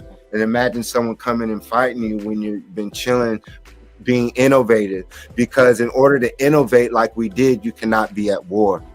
And so we are dealing with a people who are at war, who lack they lack a certain amount of melanin and neuromelanin in their brain to function at the level that we do.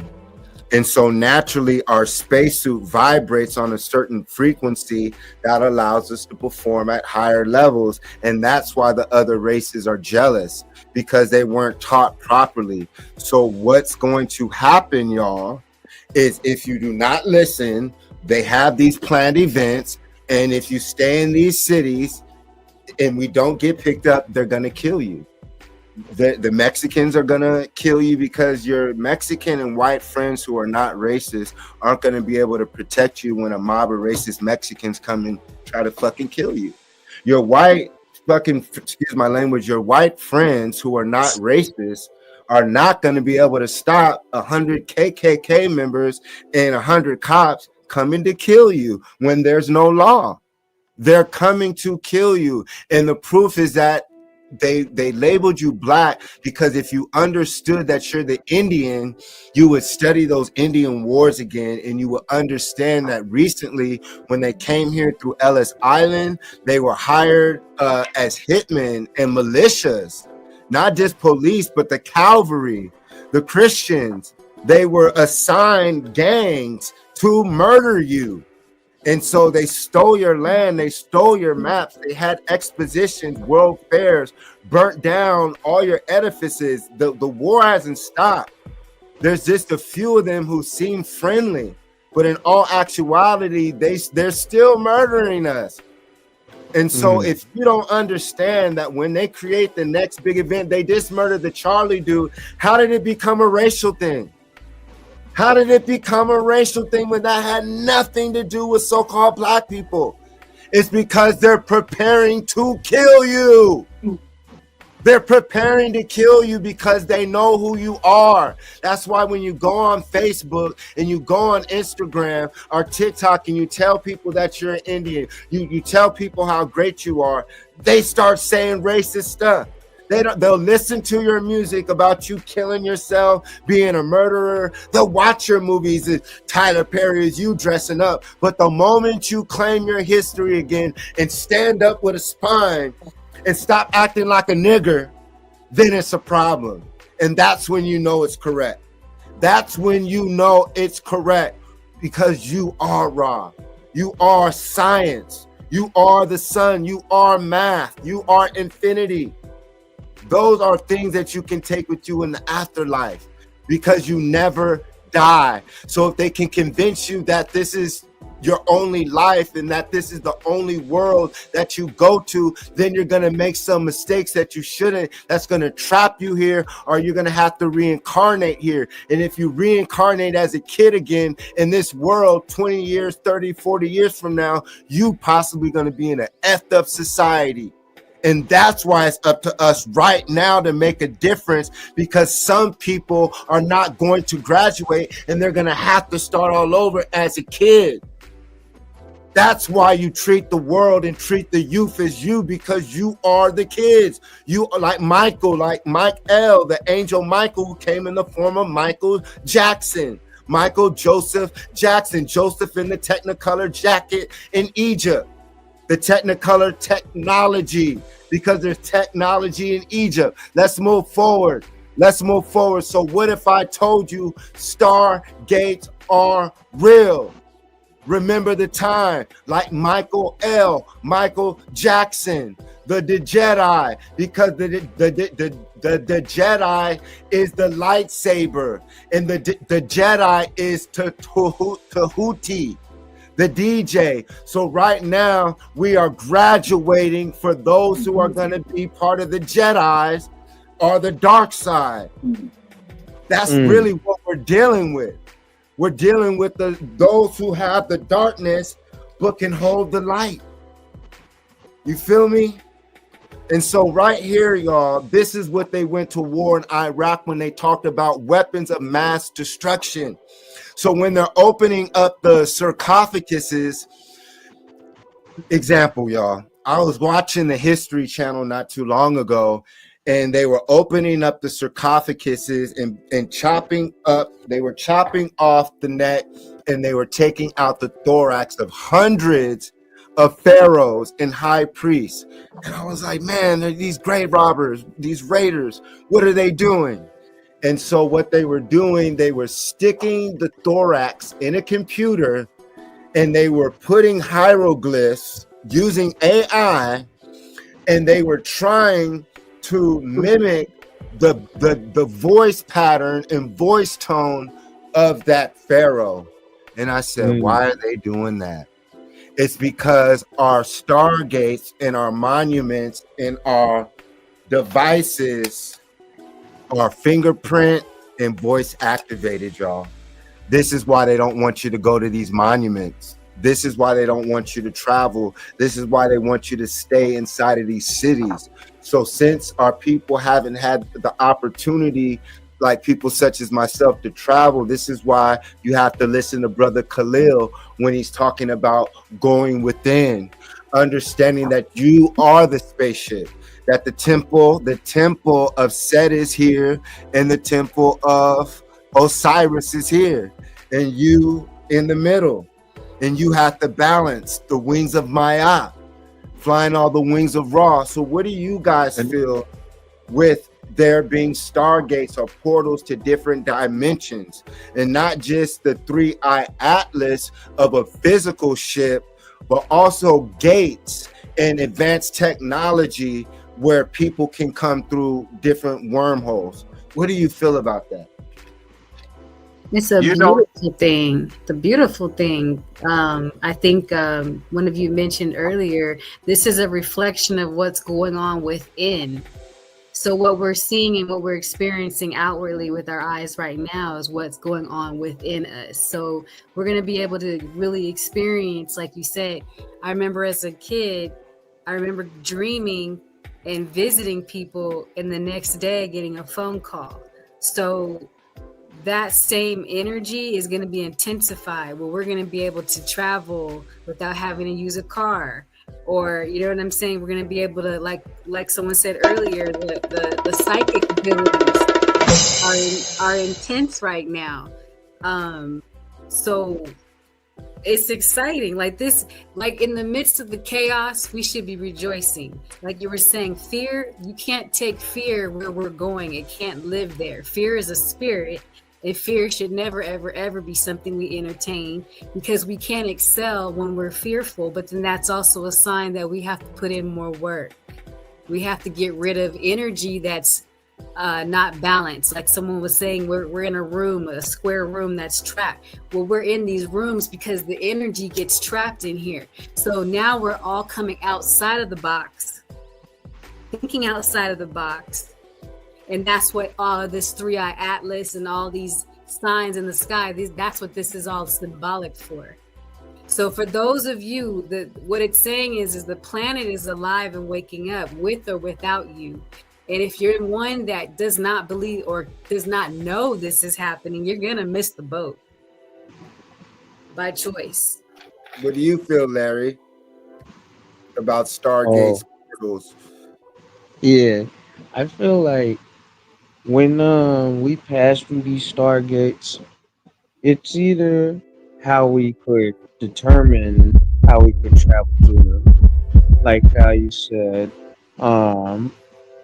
through physical and mental means, you could transcend your consciousness to that certain level, even though most people oftentimes not want to don't want to transcend their consciousness because they're stuck to where they are in the physical realm.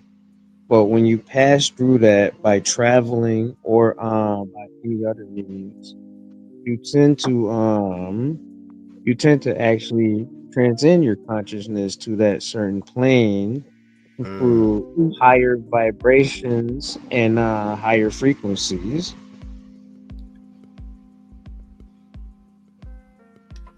I And it agree. makes you feel whole. Do you feel that the government does not want the people to discover this talent that's within?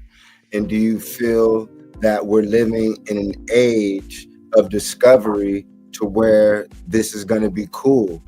But what do you feel we're in right now compared to our parents? Because there's a lot of people who are going through it to where their parents don't relate to them, their brothers and sisters, their family, and they're ostracized. What advice would you feel to people watching this when it comes to portals and stars? Because people might say, Jason, Stargates, what is that? And we're showing them that the pyramids are stargates, whether different portals, when they look at columns. Everyone watching this, go look at certain buildings and columns and think of those vibrating back in the day. Look at mirrors, but I'll be quiet. But what do you feel when it comes to portals and stars? It's only one step at a time, because we know, like what you said, like most parents oftentimes don't understand how how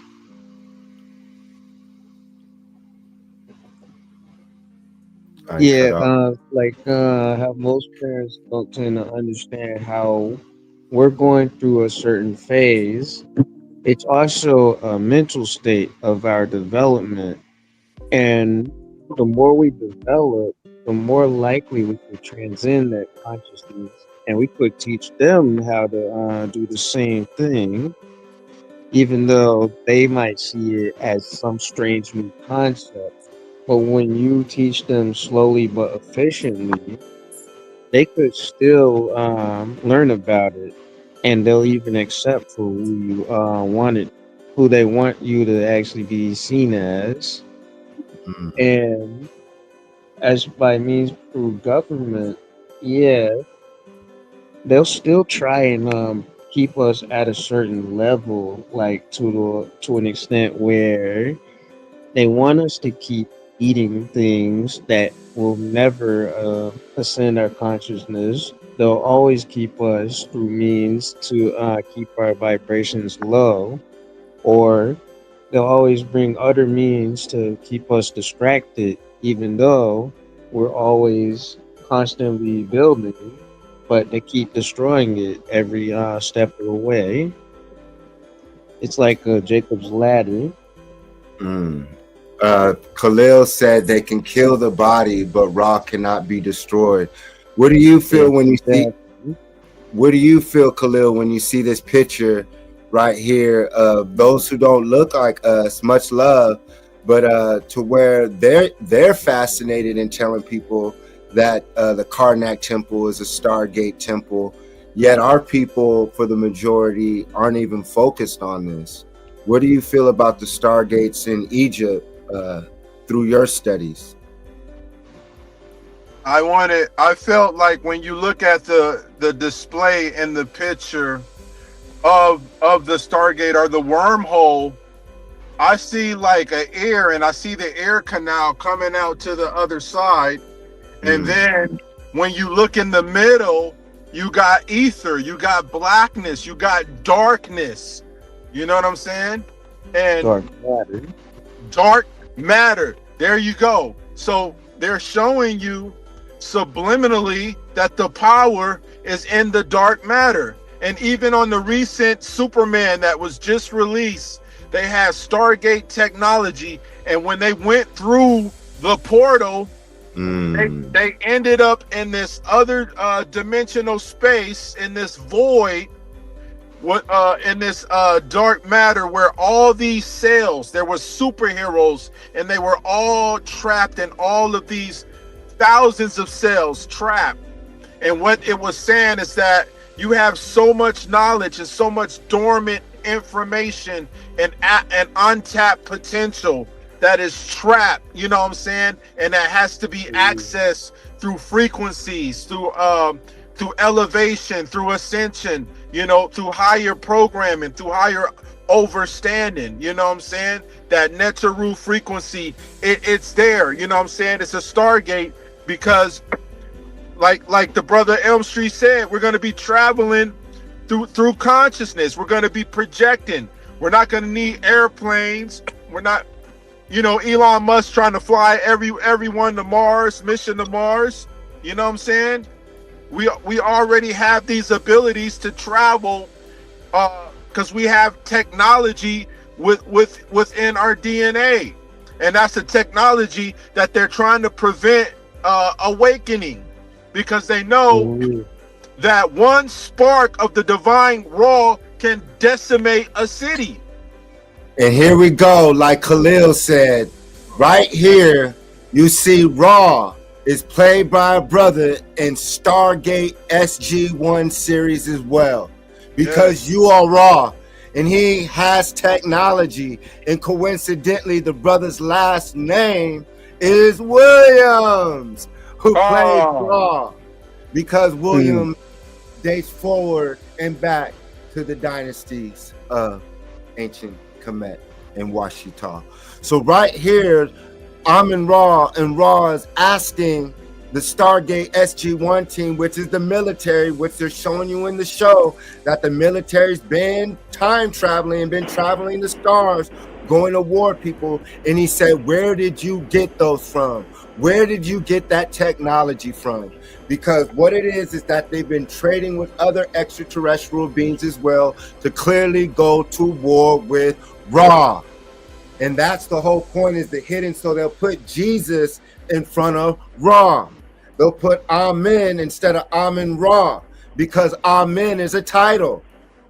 And so when you see Amun-Ra, you see that there's different pharaohs named Amen. Amenhotep, Amen Moses, Amenhotep III, Amenhotep II. And this is science. Just like there's a Pharaoh Dozier, or a Ptah, or Pharaoh Ramsey, Ra, Ram. So each pharaoh was a master at a certain science, at a different reign. Example, when Brother Khalil has his land, he will rule as a chief, as a pharaoh of his land.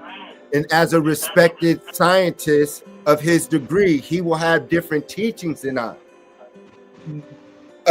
But both of us still say we're gods, we're pharaohs, but we'll have different teachings, just like Brother Larry Daniels will have different teachings. Sister Lannis, she will have different teachings. Each of us have different teachings because we were born underneath different star systems, different ley lines, different experiences. The sun hit us differently, you know? So right here, this is really what they fear. They fear the return of Ra in the space fleet and the flesh. They fear you making contact with Ra. They fear you making contact with the motherboard. The mothership is the source. That's the whole point, that you can make direct contact. You don't need their church. You don't need their religion. You don't need their Bible. You don't need them anymore. This is the whole point why Khalil was teaching you us three, us four. This is why they used to break up ciphers when we used to rap in junior high and high school. Because they know once we get that energy together and it's of love and it's of high frequency, we start sharing that information and you go back and spread it, they can't stop it. So this is what they fear. The Stargate, the Empire, the congressman calmly explains there are entities coming from 5 or 6 deep water areas. So now they're confirming live on TV, different congressmen admitting that they have extraterrestrial beings from underneath the ocean. So now we're talking about aquatic beings. The original person to play Alien was a brother in that spacesuit. So why is it that they're always showing you that the extraterrestrial is always a brother? The predator has dreadlocks. Comets hurtling towards the earth. Them always showing you. They just had a show called Alien Earth on FX. And the extraterrestrials been coming. They've been using the space shuttles like an Elon Musk to send these different extraterrestrial cargo. Some of them got let loose. So now we're talking about the Dendera light bulb. So the Dendera temple is what I showed you guys when we first started the show. Once again, showing you proof, and look on the bottom of that light bulb. You see that circle, you see that pillar that the brother was holding earlier. You remember when I showed you guys that? So these are machines. So remember that we are artists. So just like they do their playing devices, we had art to ours. But I wanted to show you guys this show as we start closing it out soon. One second, brother. Let me finish this. So we have a show called Sliders. There was a show called Sliders in the 80s or 90s, and it starred this brother. He was a musician, and Jerry O'Connor and this brother was playing Rembrandt. They would press a button and the wormhole to the right would open. And there's an episode, I'm gonna closing it up. Season 3, episode 14 is called Slide Like an Egyptian.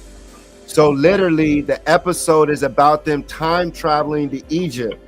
And in this episode, of course, the brother, I'm sure he's sad because it reminds me of myself, knowing that you're trapped.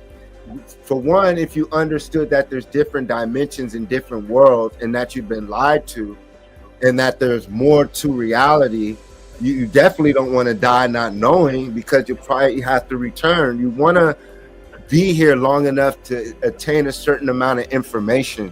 But watch the show The Sliders. And so it's talking about a team of scientists, but this brother gets sucked into it. But basically in this episode, Slide Like an Egyptian, the nobles and the elite are the time travelers, and the government's been time traveling the whole time. And so it's showing you how the pyramid is a time travel device. And of course, on the bottom, who do you see lying to the people that they're the Egyptians? So right here, they're showing you once again, and they had an episode where Hillary Clinton was president. And so right here, once again, we show the discovery of Tut Ak Amun. And so Tut would be Tahuti. That would mean someone who understood the science of Tahuti or Hermes or Thoth. And then Ankh or An for Anu. So we talk about spaceships. Nibiru, Anu, Anubis. So the titles hold science. So when you see Tu, King Tut or Tut, that's Tahuti. And Tut Ak Amun, Amun or Amen, Amun meaning the hidden one, the hidden spacecraft. So right here, the craft.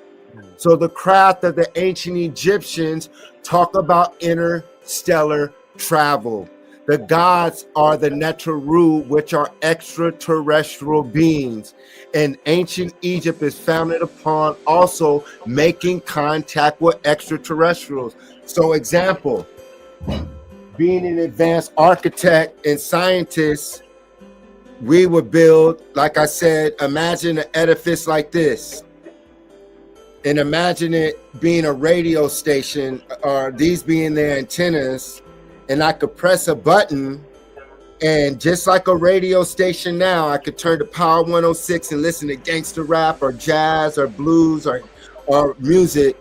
Imagine the same type of radio station that they copied, but you press a button and I can get to radio stations and channels from different star systems. And that's the key, is that we built and created, like they have toys, our toys and radio stations connected us to higher realms. And once again, this is how we were able to make direct contact with higher intelligence and create higher maths, higher structures, higher farming techniques, different tones and languages. All these are found in our culture, and this is what they hide from us. So when we discover and understand that ancient Egypt, Atlantis, Mu is not only just in Africa, it's on all land masses and interstellar, this is when life gets more fun. This is when you start seeing what our culture and education system is truly all about. So this is a celebration because it's the end of their world. It's the end of their society. So we have to prepare for departure. So for those who say that the spaceship might not come, I understand. But one thing we must understand and overstand is that when they plan these cities, attack and all these things, you won't want to be in these cities. And this is why the priesthood, before I pass the mic, through ancient times, we might have to perform what we did last time, meaning the last cataclysm, which in modern day would be these events, we would escape to Africa. And so for me, when you study Mesoamerica, the Olmec culture, the Mayan culture, you'll see that the priesthood and the knowledge of Tahuti and Atlantis left America and set up the colonies in Egypt. And that's why the first step pyramid of Dozier, that they say is the first pyramid of Kemet, is a step pyramid. I'll pass the mic. And so right here, before I pass it, right here is what they want. This is what they're battling. You are Ra, and he wants to lie. He wants to lie. The people who don't look like you, who rebelled against you, who you taught the sciences to, took out the caves and gave an opportunity to learn Ra, learn to be a god, learn to have a soul, learn to be a human, learn to be a man. And look what they did. The majority of them turned their back on us and demonized us.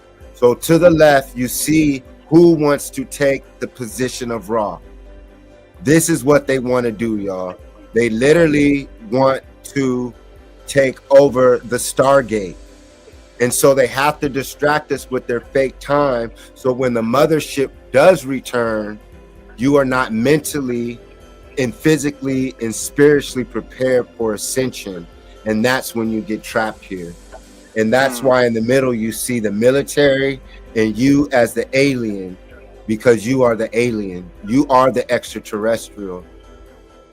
Going home. So I'll pass the mic as we start closing it up soon. And to end it also, look at how they're passing the sarcophagus. Look how they're passing it through the wormhole to protect themselves through the radiation or whatever type of liquid or type of vortex you pass through. So let's look at the sarcophaguses not just as burial chambers and cryo chambers, but let's look at them as devices that we use to pass through the wormhole physically when we didn't destabilize our atoms like we did here in Star Trek. So look at the person in the sarcophagus right here. So imagine when they function properly. This is why they dig up the sarcophaguses, put them in the museums. Because if they taught you about Lewis Latimer and the light bulb, and Lewis Latimer, Moor, and the light bulb and all the inventions of the 1800s, then you would see that when Moorish people, Indians, autonomous, indigenous, melanated people who are misclassified as Black and African American, us as Cometians, when us as aliens are left to ourselves, we can invent. So compare our inventions in the 1800s and imagine what our ancestors did with the pre-dynastic Egypt, a new kingdom, an old kingdom, a middle kingdom, a first, second, third, 21st dynasty. That's millions and thousands of years.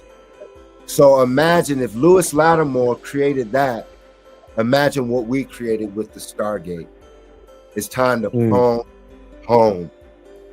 What do you guys feel about the Stargate being hidden and the knowledge of you being an alien? Did you guys ever watch Stargate? Yeah. Oh yeah, definitely. What do you guys feel about the show? One of the most popular shows, you know, and they were putting that knowledge out like way back, you know, that along with X-Files. You know what I'm saying? But that's heavy. And I had, when you were on the subject of the powerful pharaohs, you know, Akhenaten, you had came to mind, and I had a powerful a reflection, you know, a strong past life imprint. And what recently been happening is the phenomenon of 11/11, and it kept hitting me. So when I went back and researched the Tut, the pharaoh Tutankhamun, or King Tut, the most famous one, he had two daughters that were lost in stillbirth, and the titles of them daughters are 317A and 317B, and that's 11/11. You see what I'm saying? So you come back and you can make these connections, and the raw frequencies. We have these like past life imprints, you know, and if we do searching, you know, and utilize our own stargates and project back, we'll receive these imprints, we'll receive this hidden data, and more information of our, you know, our powerful and rich existence, you know, that dwells beyond the physical flesh. You see what I'm saying? So the Stargate technology, you know, it's extremely powerful, and I know that they are utilizing hadron colliders and their Stargates that are positioned, and I really believe that Elon is utilizing that technology as well. You know what I'm saying? And and these are non-human droids that are doing everything they can to get off of this planet, you know, because they already are aware of the Atlas or the mothership, you know, that's coming back, and they already are aware of balance, you know, that has to be restored. You know what I mean? Because the balance has to be restored. You know what I mean? Like The whole purpose of the shift is restoring the balance.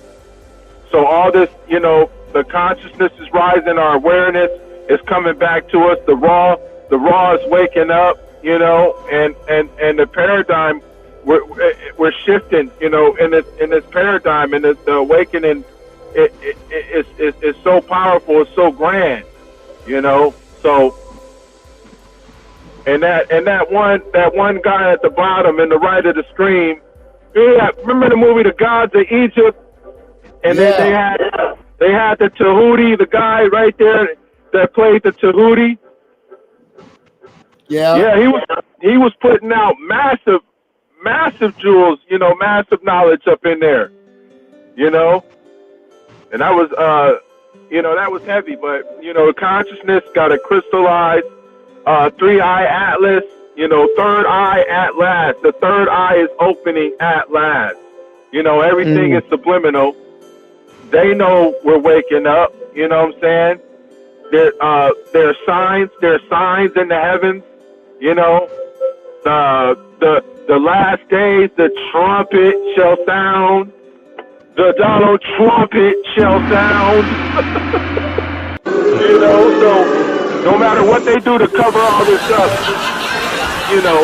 it's coming out. You know what I mean? What do you feel, Larry? What do you feel about, I didn't ask you guys about, what did you guys feel about this picture and possible edifices and machines that were possibly used for interstellar travel or astral travel? What do you guys feel when you see this picture with your imagination and the knowledge and the understanding that you have when you look at this picture, when you look at these boxes as we start closing it out, or quantum leaping? But what do you feel with this?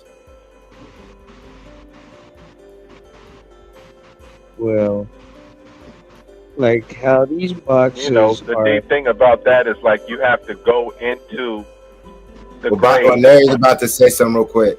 Oh, sorry.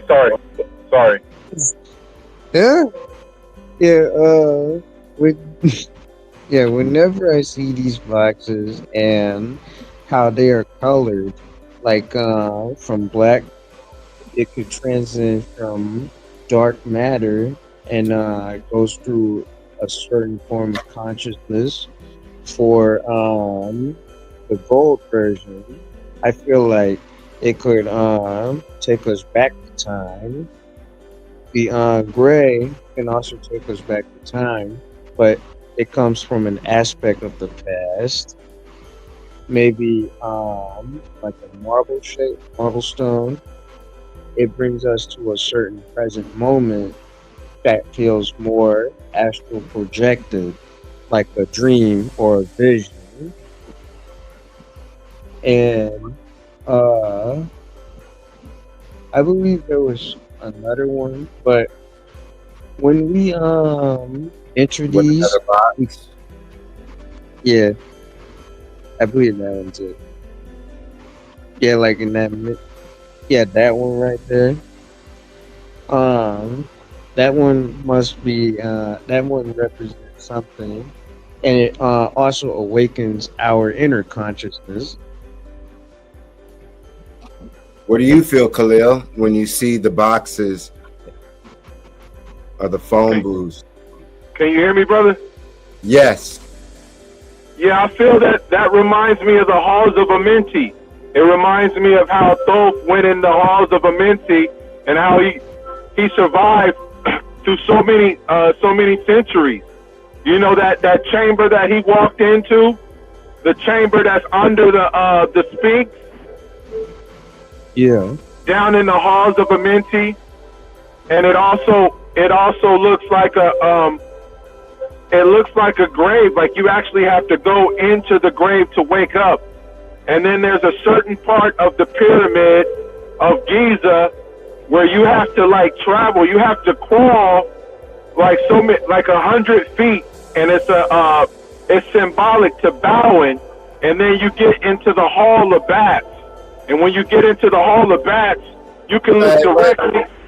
Hey, let me show y'all something while Khalil is talking. Let me show you guys when I was inside of the temple of Sneferu. I didn't show people when I got out of the pyramid because I wanted to keep that for people who get initiated and go themselves. But this is me underneath the pyramid of, I believe, Sneferu in Kemet. And so we're like, feels like miles underground, and imagine the heat in Egypt. So this is one of some of the initiation processes that I was able to film. So this is a gift to y'all. And we making this ascension back out. Breathe so some of this air get kissed by rock. That's right. Let's keep going. Let's go. So let them know what's up, brother. What are we doing right now? The world wants to know. Man, we walking out this tomb, the tomb of Sneferu, our great ancestors. We just invoke this spirit when you call upon an ancestor's name, that is to make them live again. And that's what we're doing. Ancestors living through us, the children, the original children of this land. We coming back. Bless. That's right. All right. You see, it's a journey, y'all. So I said, intelligent beings. You got that hole, boy. Look at that. See it. Here we go. Look at that. You gotta get that light when they get out that hole, bro. I'm gonna get it. You see that, y'all? You see it? Let's get that.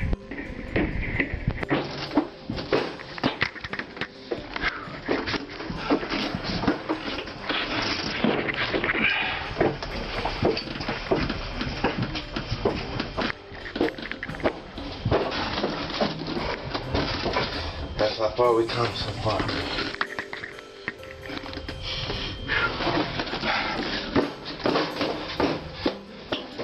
Got your wind up and don't got no heart.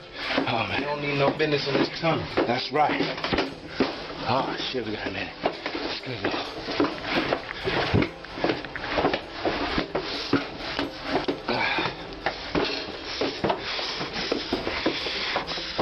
Yes sir. Yes sir. Almost got it. Yes sir. Oh shit. Got you, son. Yo, what's up? It's Jason, the God MC, better known as Elmst. We out here in Africa, plain old Egypt, about to open the Stargates. You already know everything is atoms, photons, neurons, electrons. So we're gonna turn around right here, and we're gonna show you the Great Pyramid. That's the Great Pyramid. I'm the Great Pyramid. You're the Great Pyramid. We're living it up. Shout out to Toronto, US, Africa, Brazil. Jane Street finest, man. Jane Street Candy Collection, Toronto. Out here, hey, see that? Tough. You know? You gotta do one of those. So you guys see it. And that was 2009 with Ashra Kwesi, where I met my brothers from Toronto before a famous rapper from Toronto got big. So like I always say, the Draconians and the Raptors and the humanoid reptilians walk amongst us, some good and some bad. Like I say, we're reptilians. We are the extraterrestrials as well. So once again, you see proof. A lot of people on YouTube and Instagram, they talk a lot, but they haven't been. So I was about to pass the mic to Khalil. So brother, oh, here he goes. I was about to pass the mic to you. So what do you guys feel when you see videos of brothers in Egypt, such as myself, and you see proof as we start closing it out and relating it to interstellar travel? What was the pyramid to y'all?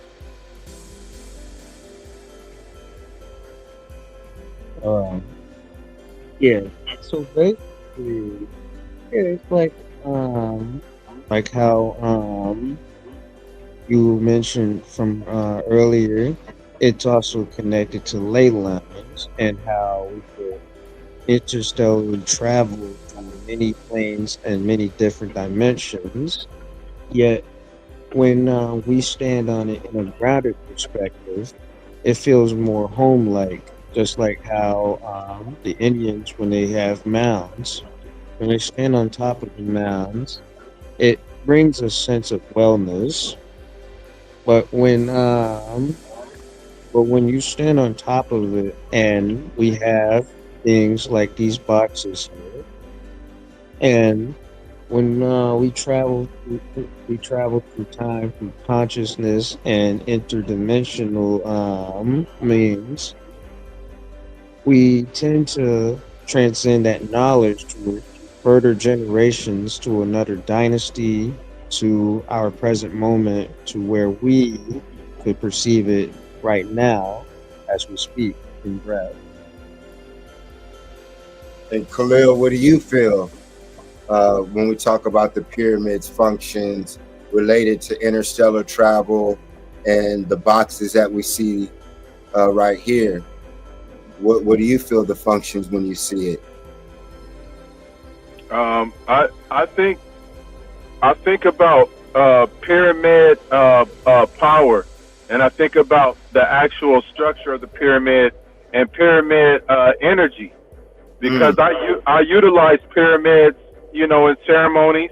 I put them under the bed, and they you know, pyramid produces energy just by like setting it next to plants. You know, it promotes growth.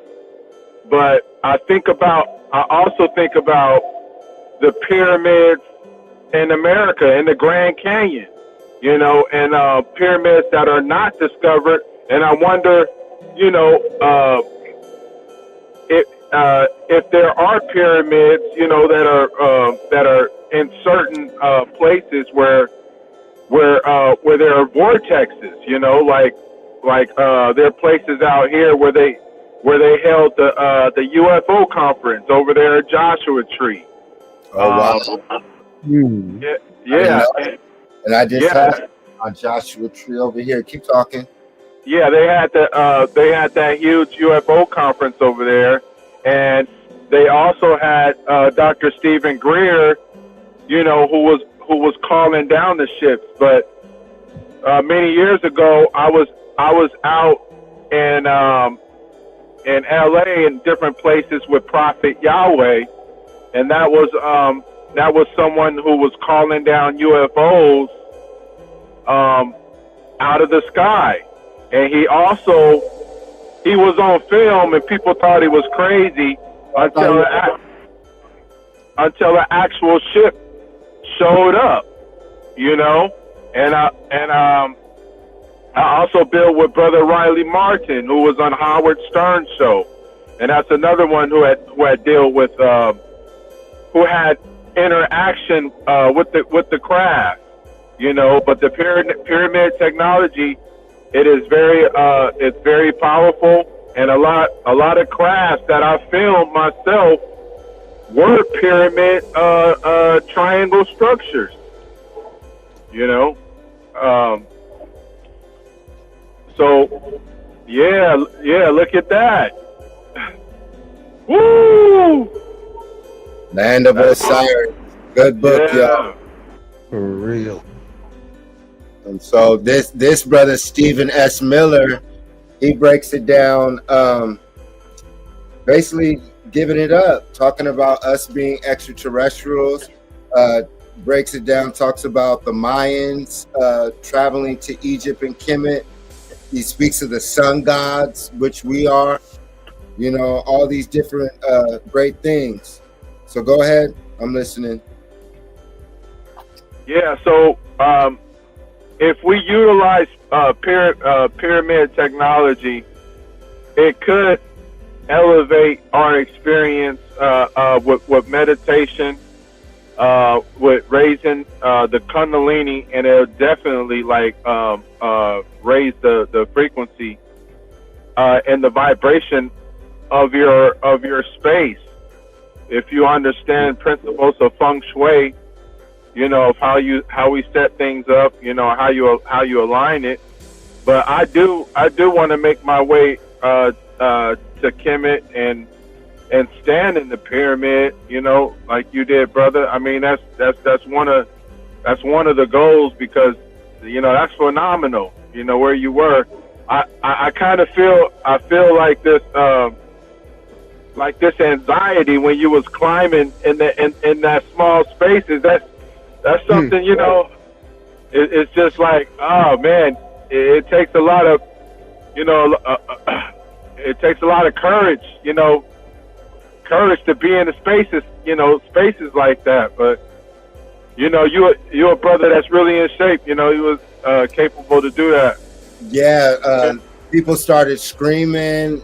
They had to take so many people back out. I mean, ladies started screaming, ah! Because you guys got to understand, you're going miles and feet underground.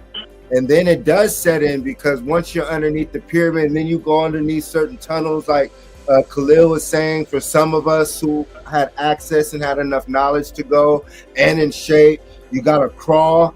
And it's like, it hits you. It's like, man, I could die in here.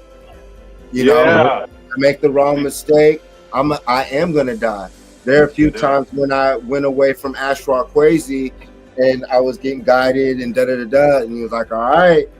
He said, now, these are the parts to where you go down when no one's going and they're letting you go down. But it's initiation. But I've been here 30 years. And if you don't come back, you know, I remember one time I was running around one of the temples thinking I'm pressing buttons, you know, like a kid in a candy store.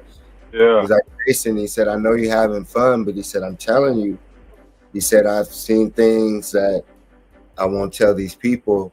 And he said, if one of these things turn, and he said, and I looked at him, he said, I'm telling you, because there are a few times where I'll be decoding stuff. He said, brother, you've been here before.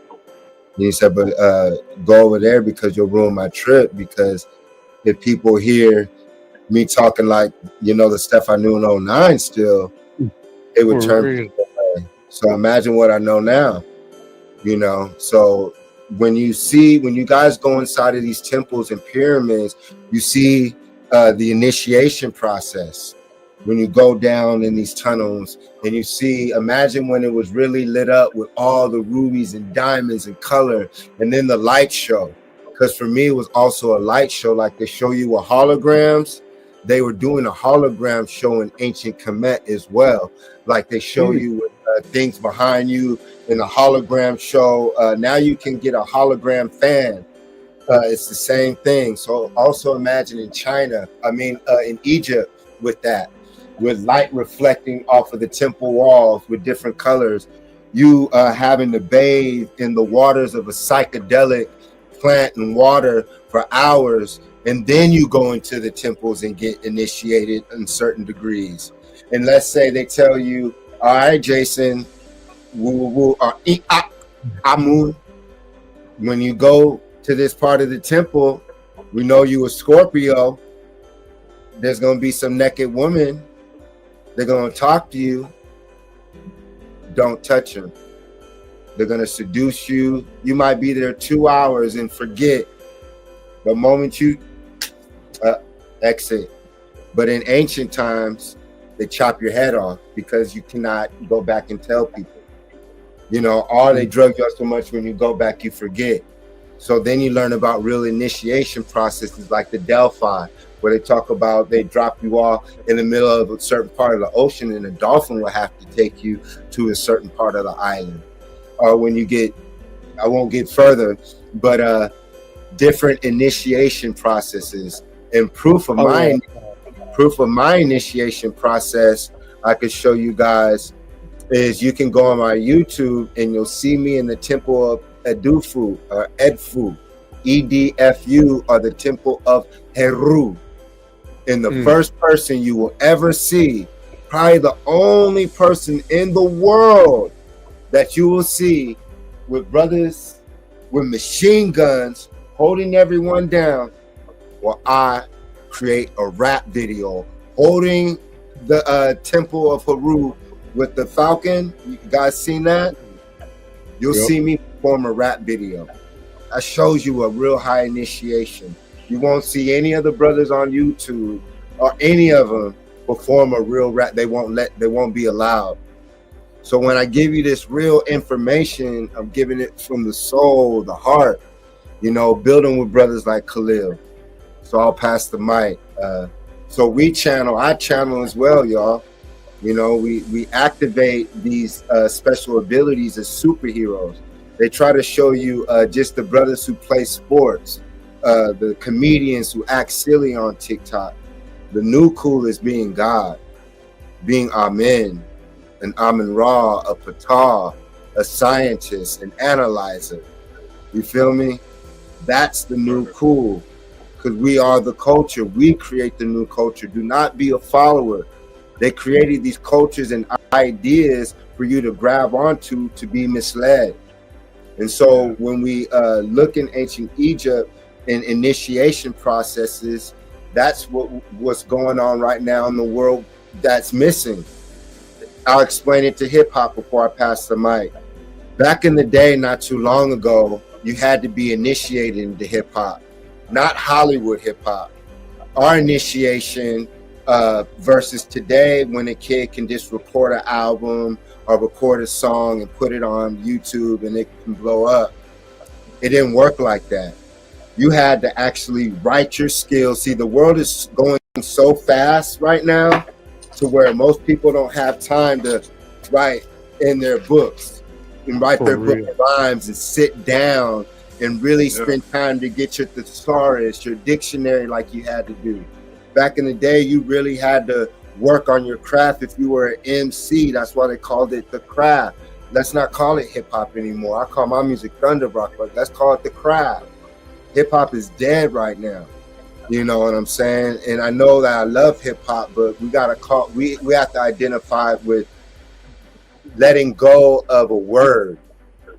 We are the craft. So what I'm saying is that back in the day, the initiation process was one, you putting in the work in your craft, which is practicing your craft, and then performing your craft in front of your peers, which we call a cipher, which Khalil was talking about earlier, a digital cipher.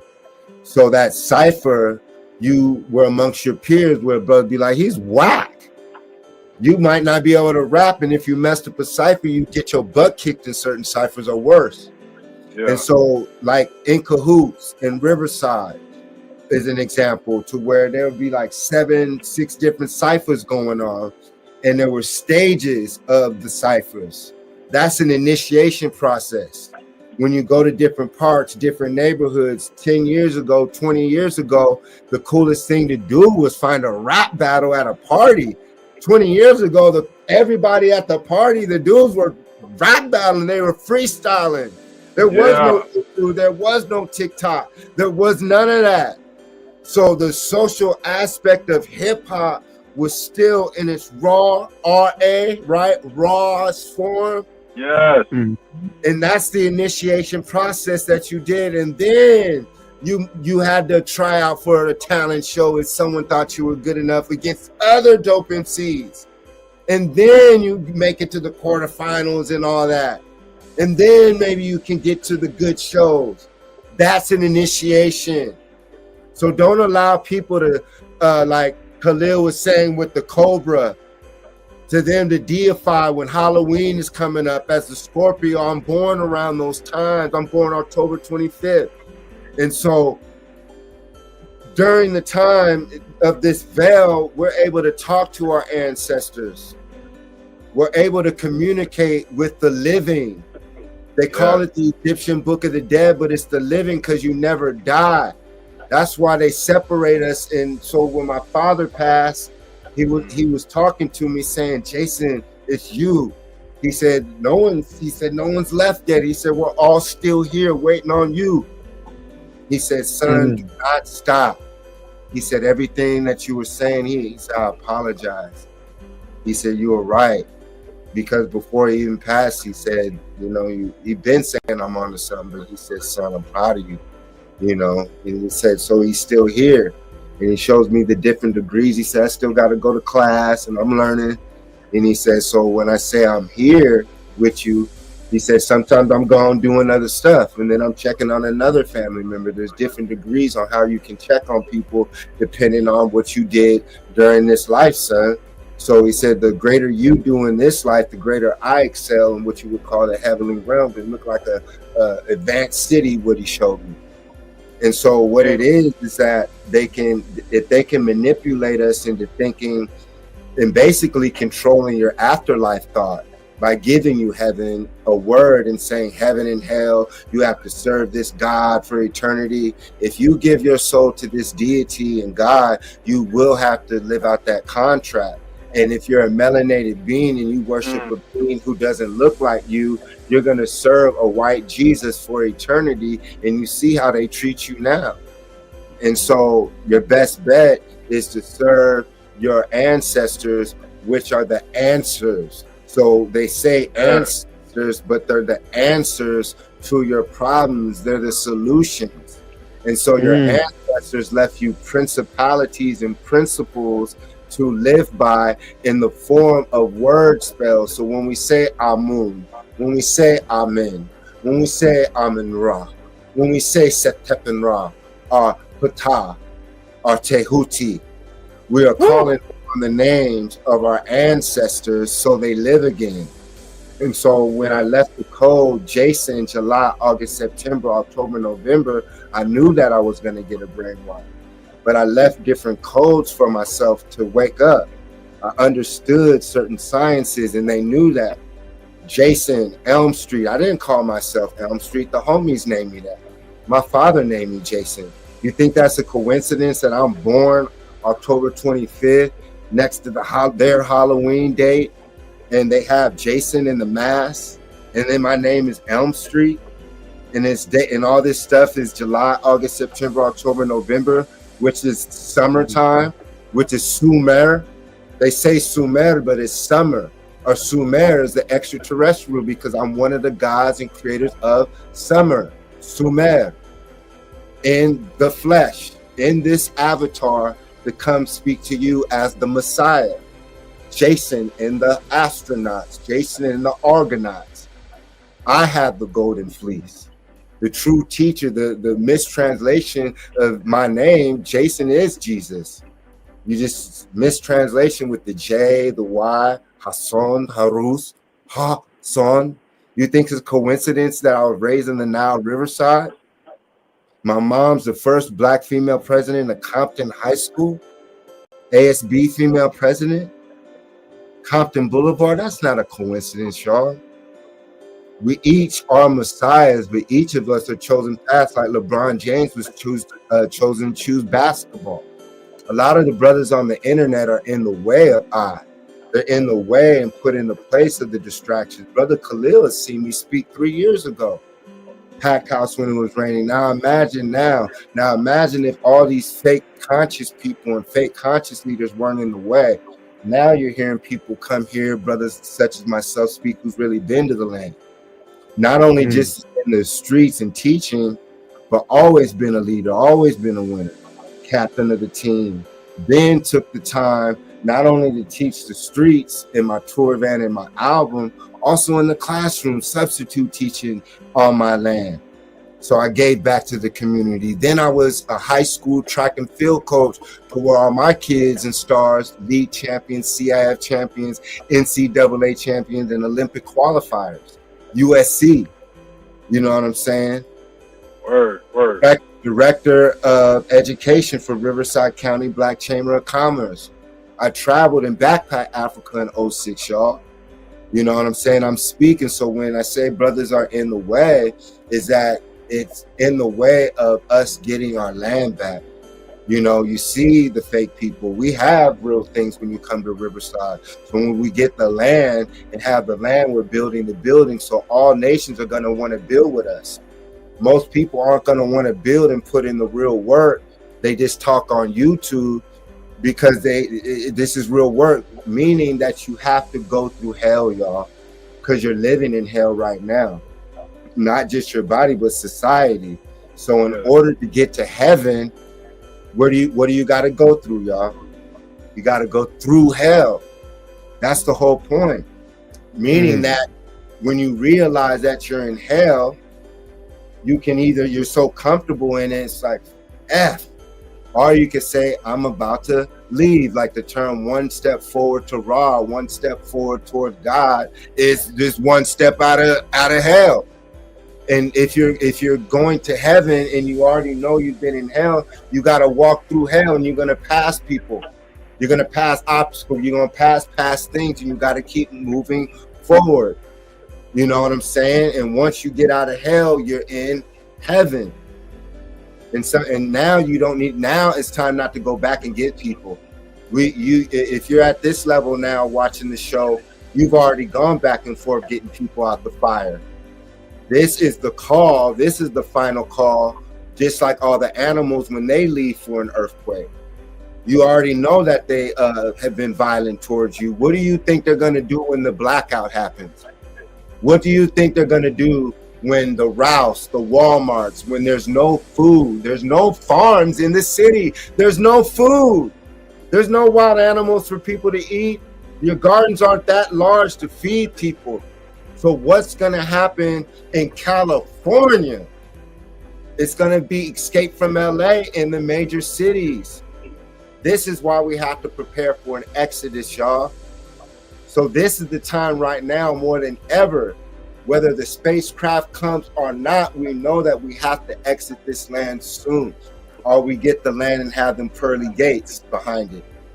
So for me, it's either, we get the technology to defend our land, the magical dragons and giants will defend the land. Those are mystical dreams. But in all reality, the world has proven that they hate us as gods. They hate the messiahs. They murder the messiahs. They murder the gods because they're jealous of us. And so the best plan is to exit because they don't appreciate us. And for me, that's what a pickup would be, is that some of us would get picked up, and then the other spacecrafts are going to have to put in work. And that's what they've been showing in the movies. That's what they talk about in these books with the war in the heavens and war in the sky. That's why they're spraying the sky, because there's stuff going on in the sky right now that they're blocking, y'all. Yes. And there's holographic technology with the drones that the brothers were saying that they're going to put a picture in drones, so we can also be manipulated with a fake space invasion as well.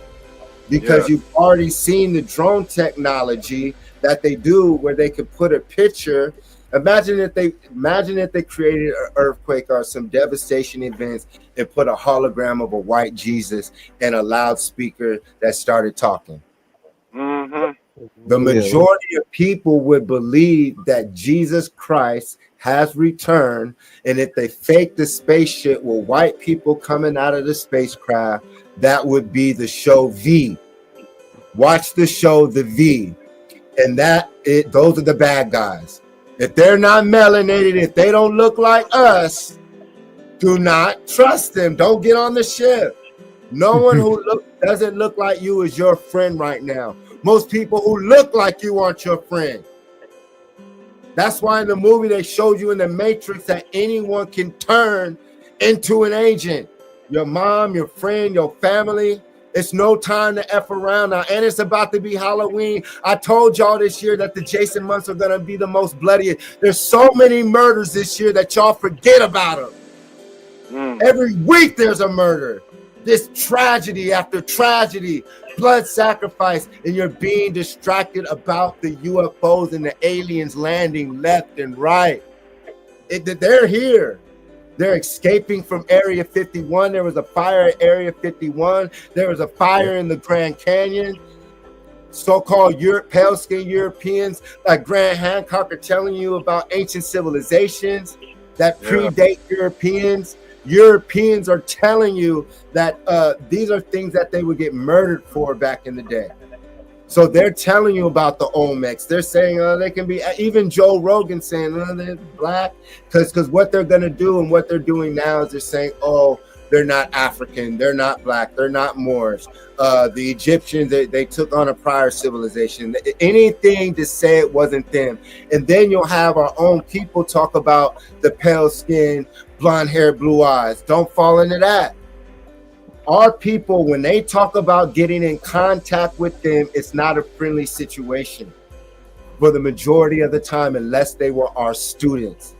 If they came here not as our students, are willing to be our students, which they say enslave, but really, when you look at it, if you're a caveman and you want to learn about science and farming and how to build a city, just like anything, we're going to have to initiate you. We're going to have to put you through certain degrees. So, you want to learn to build pyramids and cities and towns and learn geometry? Stand under this sun and cut these stones. Because we had to do it for thousands and thousands of years to develop this technology. It didn't happen overnight. It took time. It took a process. And so what happened is that our students turned on us. And here we are today. And that's what they show you in Stargate. They turned on Ra. And that's what they're going to do again. They're going to turn on you. So for us, we must continue to say, mothership, return. Ra turn. Ra rise. Not Ra rise. Because re is rewind. Start saying Ra and roll it with your tongue. Ra. Because when you go it actually helps activate your pineal gland. That's when you go to different countries, they'll have a and so when you speak like this, it's no baritone in your voice. That's why they're sick. And so really you can heal yourself by going ooh, just like the music note. And that's the baritone. The bass in your voice can activate chakras inside of you that they can't, because their nasal passage doesn't allow them to contact your ancestors. And those are the tones.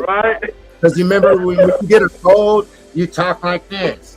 And you talk congested. So it's the tones. It's the back. Cuckoo! Boom, boom, boom, boom, boom, boom, boom. Start beatboxing again, y'all. You remember that was another thing we used to do. Beatboxing is a form of healing as well. Boom, boom, feel it in your chest. Boom, boom, boom. And then you had to come up off the top. That's some of the most intelligent things. That's why it's called rapping, because the Pharaoh was a rapper. The Pharaoh was a rapper. That's why Michael Jackson was the baddest, because he was able to convey a message of love and music and unity and magic. And here's the difference before I pass the mic, before we end it. Music is sick, Mu or Moorish culture. We're supposed to say magic. Anything sick is sick, and Mu is health. So if it's Mu sick, they're saying that anything that we're saying that's what they call raw or godly is sick. So it's magic. It's magic. Magi. The Jedi. And that's why it sounds like the Jedi is the Jedi. The Jedi. The Jedi are us. And that's who we are. Star Wars, spaceships coming, the Yoda, the Yahweh, the Yuda, Utah. And then you learn about Utah, y'all. Learn about all those structures that you see throughout the Americas that we built. The pale-skinned Europeans didn't build these ancient structures that you find in your downtown cities. Our next episode, I'm going to break down the city of Redlands, and I'm going to show you the city of Riverside, ancient structures, and I'm going to show you how they lie and say that they built these structures in the late 1800s, but truly they founded these structures. And I'm going to show you how when you see pale-skinned Europeans next to dirt roads, next to mega structures, is proof that they're taking pictures that they found in abandoned buildings, just like they do today.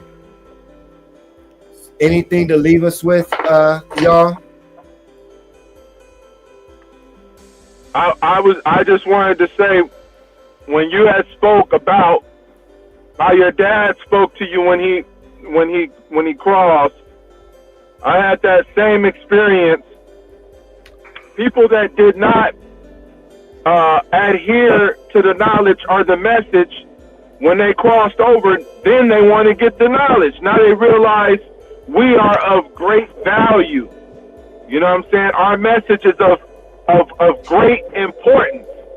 And this is over 5 people that crossed over that came and visited me. Now they want to learn. Now they want to get the lessons. You know what I'm saying?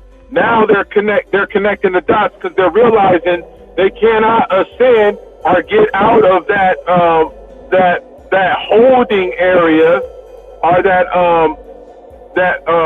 reach a 5th dimensional level of vibration without these weapons. When you were talking, I didn't mean to interrupt your wisdom, but keep talking. But Beetlejuice original had a scene at the end where it was like a waiting room. You guys remember that scene? It's like almost that to where it is. So keep talking. Watch the original Beetlejuice at the end where it's like a waiting room in death before they send you off to different realms. And it's like you getting coins to see how far you can go in the afterlife. But keep going. Yeah, and my dad had a heart surgery, and the day that he had it, I had timed. I was unable to be there, you know, physically, but I had timed when they the duration of the procedure which was like 7 hours, and so I projected out of the body when they stopped his heart, and I seen him in a holding place along with thousands of others, you know, all different walks of life, and they're in a holding space. And these are not just people who were having operations. These were people sedated, accidents, under loss of consciousness. But it was a place, it was a center, a middle place where these souls were being held, and the attachments and the parasites that were on them while they are on whichever earth that they came from were still on them now. So that place, it was astral, you know, and they had technology that would neutralize these parasites and allow us to have communion or a conversation, you know, with our loved ones that are in that holding place. I'm not going to say the afterlife because it was in between life, you know, like or when somebody is resuscitated, you know, are drowned, you know, and those that are able to like come back, you know, there's a place that they are held, you know, and it's extraordinary. So when you said that, you know, that is I immediately like experienced that, you know, and these souls, it's amazing how they know which one of us to come to. They always come to the ones that are given the knowledge, you know, the ones that are of great energy, high vibration, because they know that we will pass the message. You know, I had a soul tell me, let them know that live without me. You know, I'm fine. And it's just like, wow, you know, like, how are you able to hold a vibration to communicate with me? You didn't go to church. You wasn't spiritual when you was alive. But they're still able to reach out to the raws. You see what I'm saying? They're able to connect with the raws.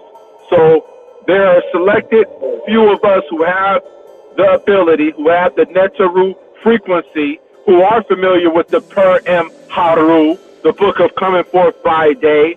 You know what I'm saying? And it's a reason that we got this information, because we already mastered it in previous lifetimes. You know what I'm saying? So, you know, amazing information, brother.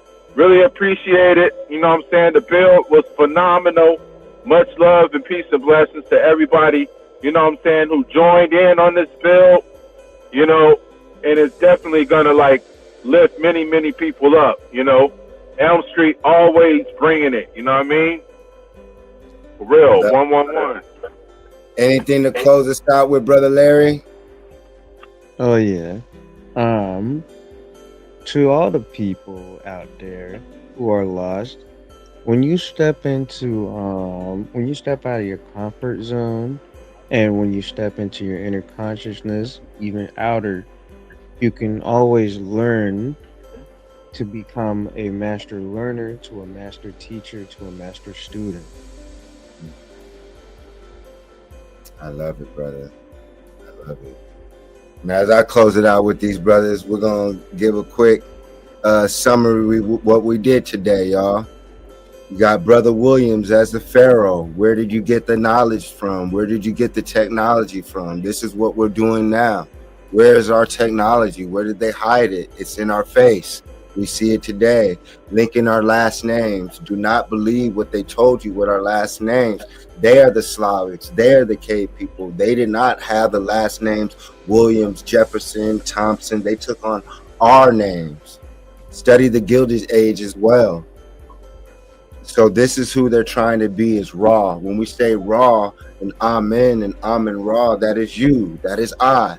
That is you when you are performing, not just practicing. Like they say when you go to Kaiser, they're just practicing on you. And then they'll perform their surgery. We are performing surgery in Kemet long before that. Just like Khalil, the analyzer, said tonight, when you see the ambulance and when you see the medical sign, the Medunecha, medicine, you see this. You see the serpent sign. The Hippocratic Oath of Imhotep is what they call it. Study Imhotep. Study the step pyramid. Stargate. We studied today. We've been talking. Excuse me. We studied today with Stargate, with Atlas, 3-Eye Atlas. With Stargate to the right, we see that the Europeans found the technology already. We see that they already made movies and TV shows with intricate plots of each god when you study Stargate SG-1. They get into Hathor, they get into Akhenaten, they get into Ra. It's based off of Ra, it's based off of you. And it's also teaching you in the movie how they brought diseases to other planets. Because the professor is sneezing. Go watch the movie again. They didn't get into detail about that, but he was sneezing. He brought diseases. And then to the left, Kurt Russell, what did he do? He brought a bomb to the planet. So it's showing you that they've been traveling throughout the galaxy doing what they do best. Like Elon Musk said, alien, they want to colonize Mars. So who knows? They might have dropped a bomb on another planet. Hopefully that is a craft, because we need help. That's the only way up out of this, y'all. I mean, let's get real. Alien Harvester, explain. Go watch the movie, I believe it was Run, with my boy Kenny Lawson. He was in the show The Parkers. It was about the aliens coming down with the black people and people getting eaten. So organ harvesting, that's what I connect with the Raptor and the Raptures with Drake. No coincidence that Drake, Toronto, Canada, Raptors, Drake, Draconian. His name is Aubrey. Yep. But he's a so-called Jew, mix. Dad's from Memphis, Tennessee, where the pyramids are. Memphis.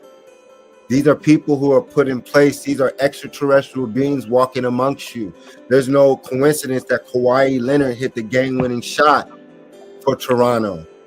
He's from where? Riverside, Moreno Valley, Riverside County. That's not a coincidence. They had Drake win the Toronto because all that is led up. And who destroyed the demon or Drake? Where was the brother from? Compton. So they circumvent the energy and they put a Hollywood brother in place because the true lords of the underground aren't in the algorithm, y'all. They try to take us off. And then Parliament, y'all. Our brothers like the Funkadelics, the psychedelics. We were trading plants. This is what we did. We were on a planet where we were trading mushrooms, jewels of El. Don't let them think that paper money is the currency. Don't allow them to make you think that crypto or dead currency is the currency. That's the trap. And then the Gual Empire. Brother Khalil, the analyzer, was talking about the parasites. Learn about the Gual and how the parasites, that's what our ancestors said they were fighting as well. This is why you learn about the living, the nutrients. Instead of a diet, let's not say die. I don't want to diet. I want to live it. So let's have a living nutrient way of living in food intake. Because the Gual, also our people, were taken over by parasites. So clearly there were melanated people that got taken over by the parasites. And here, the ship destroyer from Independence Day. This is what we call the east winds, the west winds that they talk about in your books. Those are spacecrafts. So just like this, the movies show you, the crafts are going to be set up throughout the city. Small crafts like we do the pro crafts. And then when the mothership returns, that's what they say, the Father who art in heaven. So when the Father and the Mother return, they return in Ra's ship, the mothership. In the middle, Alan Strange, Alien, they always call you Strange. Nickelodeon, the black shows, at least they had on Nickelodeon, instead of all that, they would drop some jewels in there. Study Alan Strange. To the left, we already see for the first time in history, you used to have to buy DVDs, go to conferences. Now they're revealing that not only are we talking about extraterrestrials in the sky, but the ocean. We have to remember that they tell us over and over and over that this is a water world, that this was a water planet, that it was just water. This is why there's fins, because you are an aquatic being. This is why they created dams and flooded your cities, poisoned your water, because our cities were set up next to lakes, rivers, and oceans, so you could jump in the ocean. This is why they put liquor stores in your cities, so you dehydrate yourself. Because we, in the next episode, I want to teach you guys about not just about Abydos, but it's a place where I study. We're going to learn about water. And through my studies, we were creating water with music, meaning that we were using the pyramid and the water coming up out of the ground to do. You talk about multiple functions, but through my studies, as I end the episode, because it's coming to me again, that when I went and was touching the water, Quasi was looking, they did a test in this water, and once they cleaned it out, this person did the test, and the water that they drank healed them. And so the water that you see that we're going to talk about in one of our next episodes is healing water. And so in ancient Kemet, through my studies, they use natural spring water, but you see how they go to America and Riverside for the Fountain of Youth in Florida and all throughout, and they drink the healing water. This is why the Europeans also came, because they're sickly people. And so what it was is that the Fountain of Youth also can spring up from the earth or terra. So now imagine when we get a Fountain of Youth, the water, but we create a machine that a water that goes through certain crystals, certain vibrations, certain hums, certain sounds, and moving and all these things, and then you can drink it, and it heals you and takes you to another dimension. And that's when we learn about the breatharians and the water, aqua. And so what if we were able to live off of water as well and certain nutrients? And so we're going to study that. And because once again, they tell you that they only discovered less than 10%, I think, of the ocean. So once again, those crafts are coming up from the ocean as well. Comets hurtling towards the solar system is much bigger than previously thought. They're distracting you with the Charlie murder, the Epstein files, because 2 weeks ago they told you that the military shot at a spacecraft and that parts flew off, started flying mechanically, intelligently, and then went back into the spacecraft. So once again, they're showing you on TV that there's a war in the sky right now. That's the most important thing that you should be preparing for, because we do not know the day. And once again, the telephones. Maybe they took out the telephones because we were going to be picking up signals from different dimensions. And so they had to cut off the phones. And once again, they didn't want us to possibly connect the dots, because the same sound of the ringing in your ears or when you eat certain psychedelics is the same sound when you press the dial tone. Or when you used to tune into AOL with the CD, the down on ding ding, that's you connecting to the motherboard. And then we broke down Dendera, as you see to the top. You see them holding to the right. It looks like a monkey of some sort. It looks like a baboon holding what you would call a car charger, a left and negative charge. And we see a machine right here. Then once again, black inventions of the 1800s, but Moorish inventions. Louis Latimer Moore, right here, proving that we are capable of our own inventions. This is why we need to separate, because when we're separate and we have our own land, our own clean water, and our own natural resources, we create cities of grandeur. We create heaven here, and then we can go as well. Stargate. There's ways to get up off the planet. This is why they once again try to bind you in these religions. They try to bind you with these words. They try to bind you with these spells. There's a way off the planet without dying, y'all. Once again, they put Nikola Tesla in front of our own inventions to once again destroy your self-confidence, because we are those people. Study Dendera, and what is at the end of the name Dendera? Ra, light bulb. Stargates we talked about. The sarcophagus, technology, being able to go into a machine and heal so you can live 500, 1,000 years. Then also being put into a sarcophagus made of gold, rubies, emeralds, so you are protected when they send you through the wormhole to another planet, dimension, landmass, so you can go through safely and come out through the other side, just like a plane. Once again, study the Karnak temple, the car of Ra, the car Ra, the Ka Ra. So study the Ka. The portals to the stars, the fallen gods, the astrological deacons, tarets. They use the stars to control the stock market. So when you see people who don't look like you winning in the stock market, and then the Bitcoin trade is already rigged, y'all. They're using the stars and your technology and your culture against you, because you, or some of us, don't want to practice and perform your culture. Star gods of the time, reclaim it. We talked about what if I told you stargates are real? And then once again, look at this sarcophagus. Look at the precision. Look at the technology. They taught us in school that we didn't have these tools, but clearly this is electrical tools. So imagine, and then they tell us that we put dead bodies in there. So when they find dead bodies, those bodies were in cryostasis, y'all. Those bodies were still perfectly preserved until the air hit them.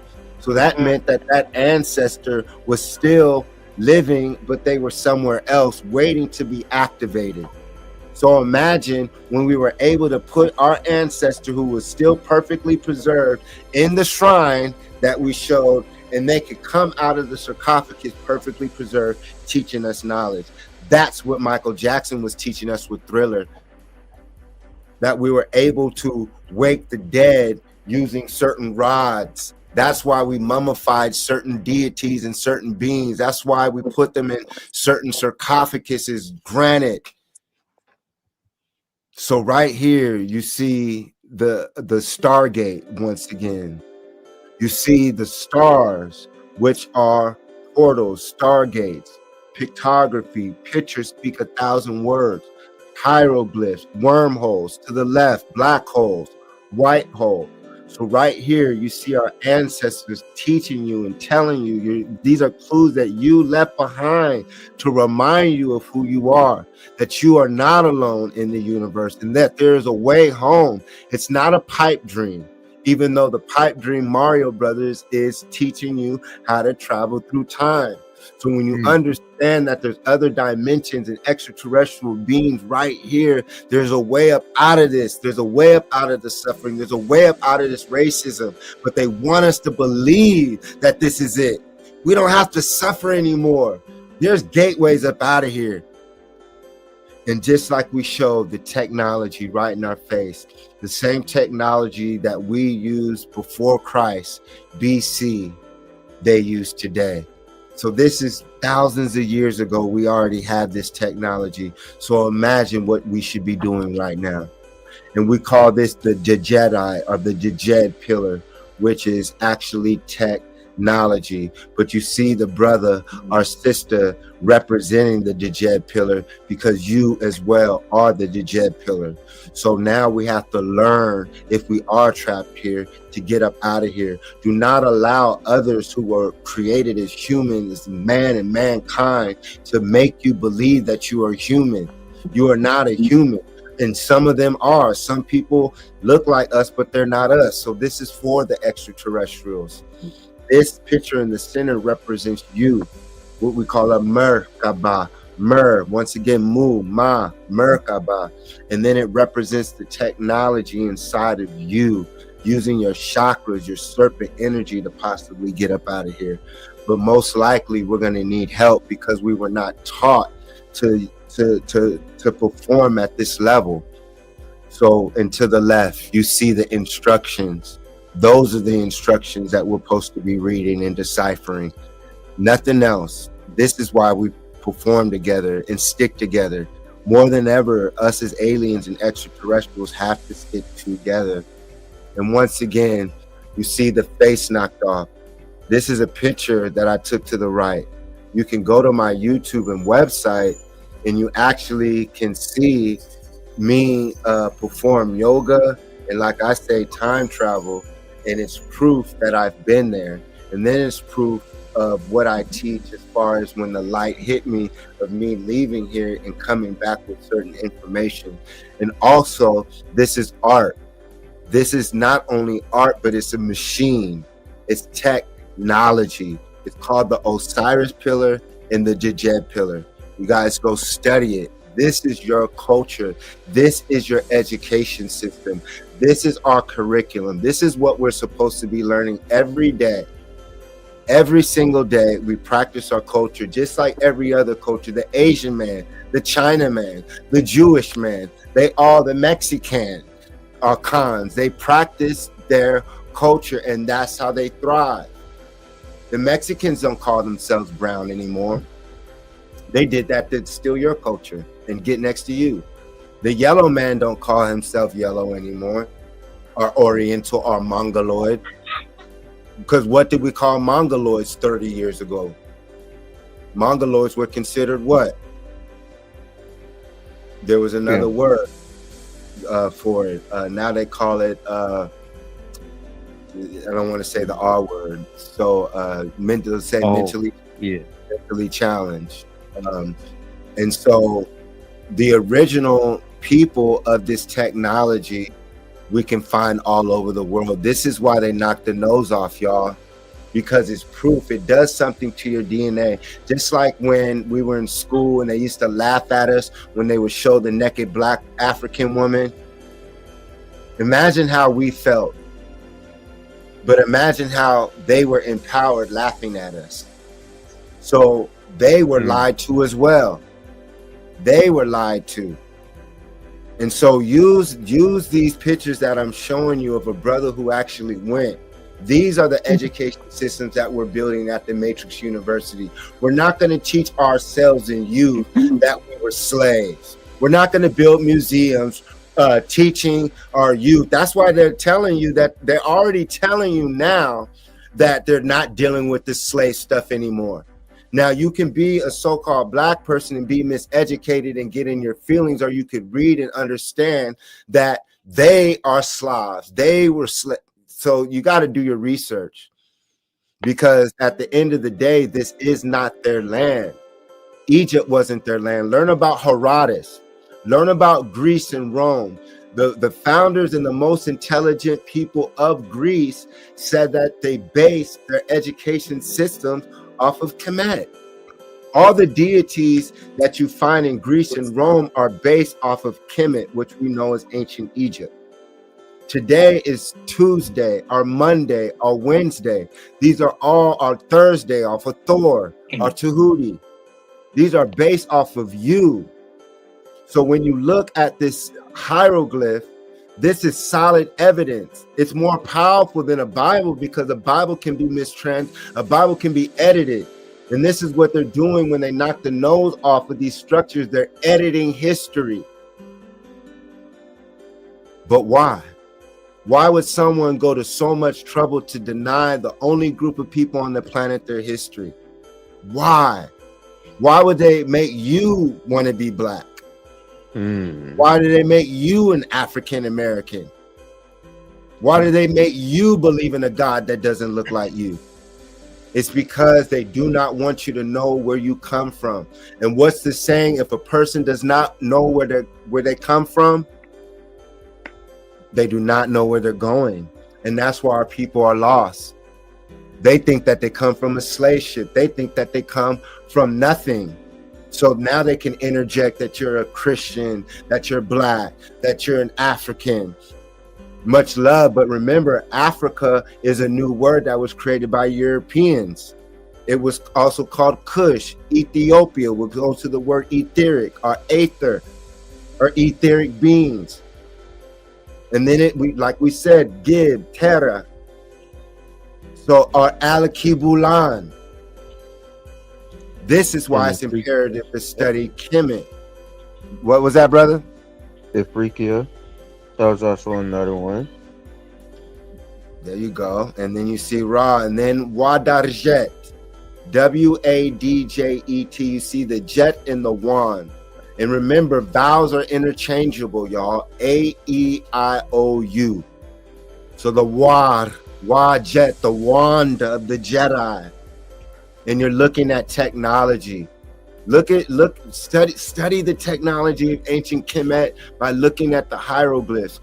And then do not allow them to manipulate your mind that those who came up out of Alakibulan, which today is misclassified as Africa, did not build ships. I've seen the ships for myself, y'all.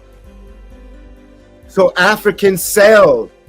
They already told you that Moors traveled the 7 seas. So what is it that you just pass an invisible border and your color changes? There were no such thing as borders back in the day.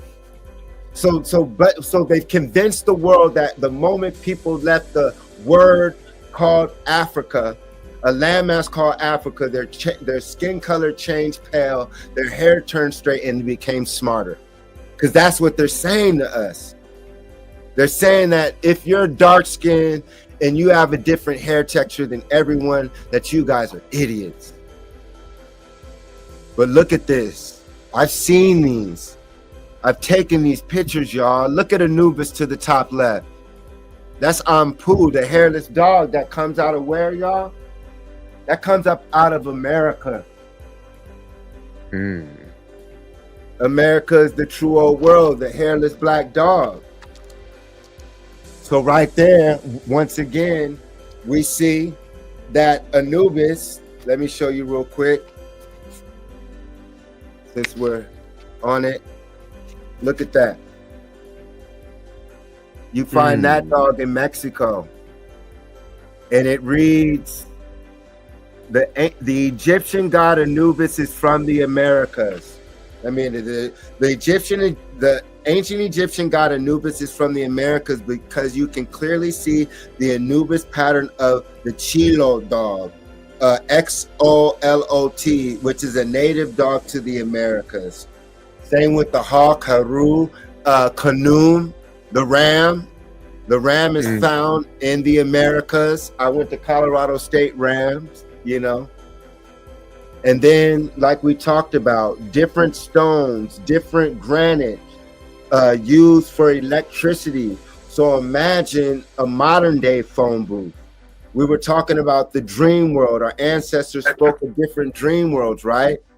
So the granite boxes were tuned to different frequencies.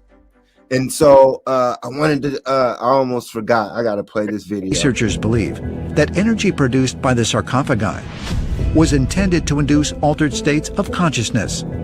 Others have proposed an even more profound possibility, that the stone boxes were used for teleportation.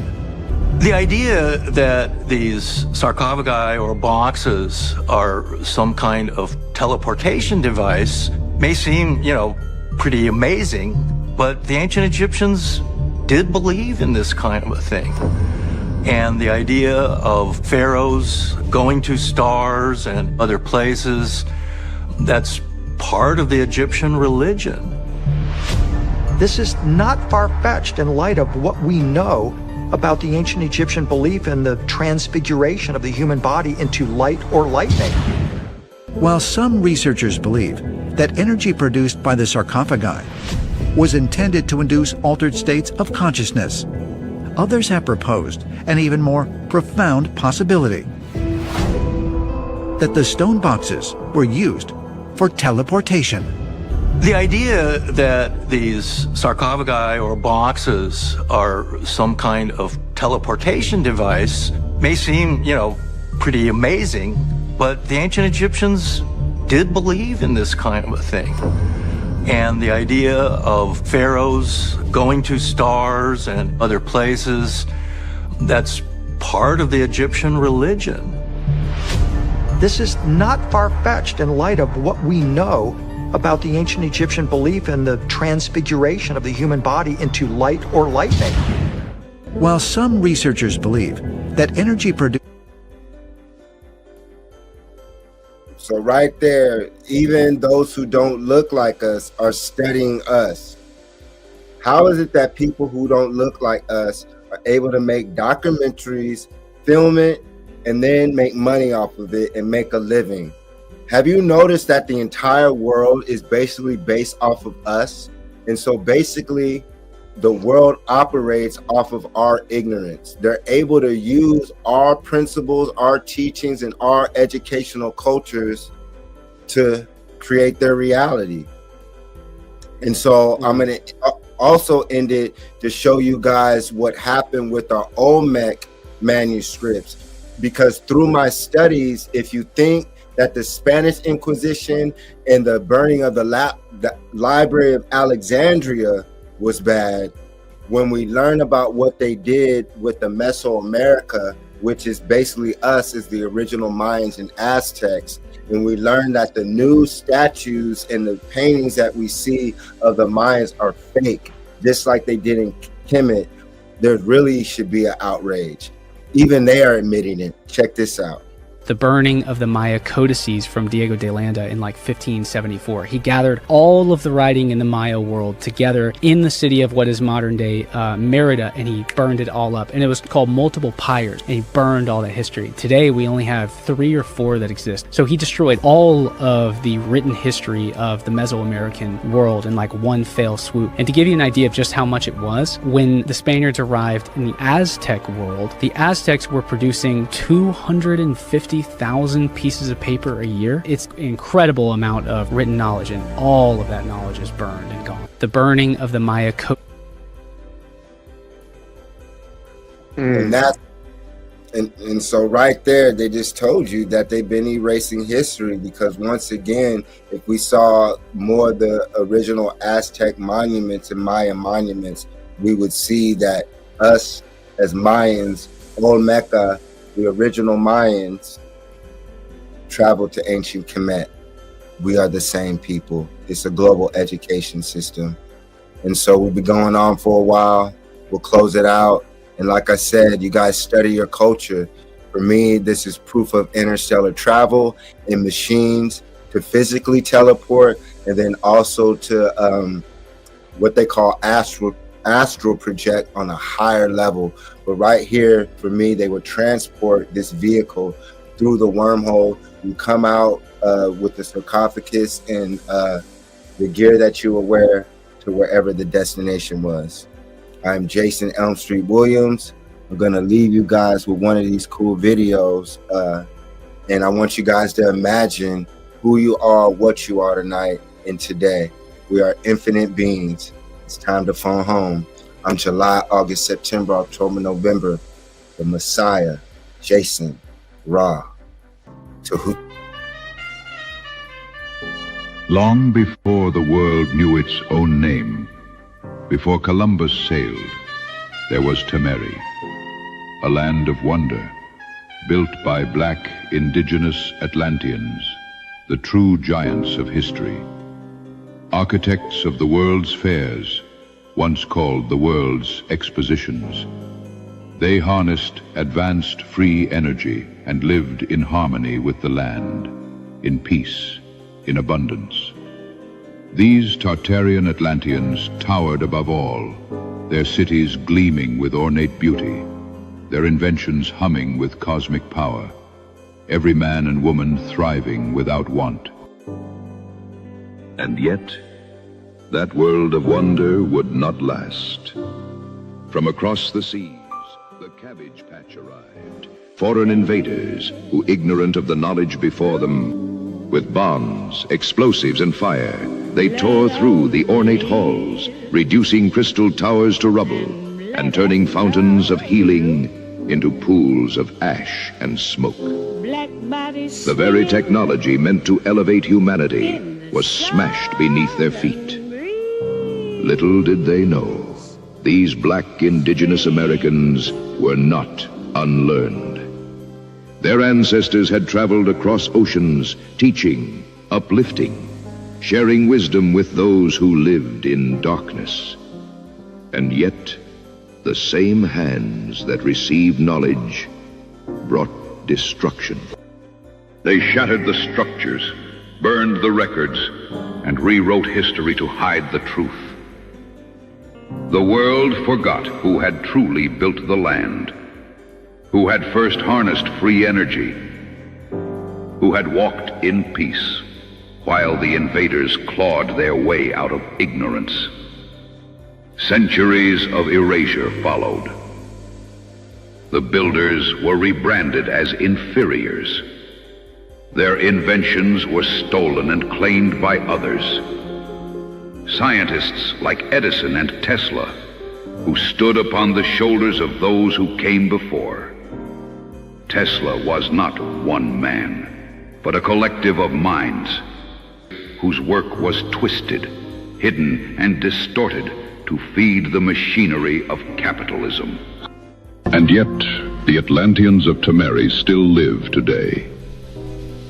Though treated poorly, misunderstood, and often lied about, their brilliance endures. The world may try to erase them. The Atlanteans of Temeri.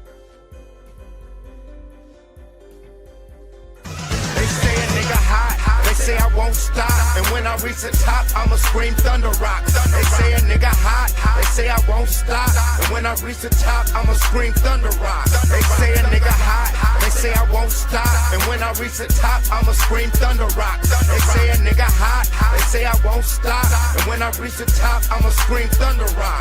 African dashiki, uncle around my neck, got his ISIS tatted on my belly, all about respect. I do it for the gods, I live for my queens, all my niggas kings, captain of my team. Life is just a dream, life ain't what it seems. You're just a player in the game if you don't own the league. Hop on the magic carpet, fly with me to a whole new world that they call Elm Street. Stay away from haters, stay away from busters, because in Never Land ain't no room for these suckers. Stay away from haters, stay away from busters, because in Never Land ain't no room for these suckers. They say a nigga hot, they say I won't stop, and when I reach the top, I'ma scream thunder rock. They say a nigga hot, they say I won't stop, and when I reach the top, I'ma scream thunder rock. They say a nigga hot, they say I won't stop, and when I reach the top, I'ma scream thunder rock. They say a nigga hot, they say I won't stop, and when I reach the top, I'ma scream thunder rock. Oh my dear Mr. Williams. Information is power. If you don't have the information, one cannot seize power. You need to think about becoming mentally competitive. Being black does not free you from being a responsible individual. Riverside, the turf, we in another zone. So futuristic, welcome to the Thunderdome. Posted in the hood, the homie got the throne. And if you niggas tripping, silver bullets getting blown. Together with real killers that'll kill you at your home. And if you niggas tripping, your body hitting the flow. Fuck the police is the code that I live by. Kill a pig, cook the swine, fuck the cop, I hope they die. Black man in America, I'm not supposed to shine. Living in this white man's world is a waste of time. Black man in America, I'm not supposed to shine. Living in this white man's world is a waste of time. They say a nigga hot, they say I won't stop. And when I reach the top, I'ma scream thunder rock. They say a nigga hot, they say I won't stop. And when I reach the top, I'ma scream thunder rock. They say a nigga hot, they say I won't stop. And when I reach the top, I'ma scream thunder rock. They say a nigga hot, they say I won't stop. And when I reach the top, I'ma scream thunder rock. Thunder rock, thunder rock.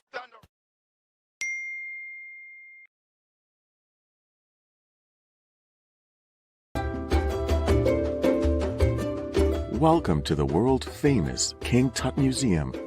Be sure to respect the ancient relics. The ancient Egyptians were a magical people who built numerous beautiful, magnificent structures, like the world-famous pyramids and temples. No running inside. Scientists till this very day still do not know how the Egyptians built the pyramids. I wonder, did aliens ever visit ancient Egypt? Wow, look at that giant Egyptian statue. It looks just like you, Jason. Thanks, Toby. You're a super cool friend. Imagine what the world would look like if I was the pharaoh.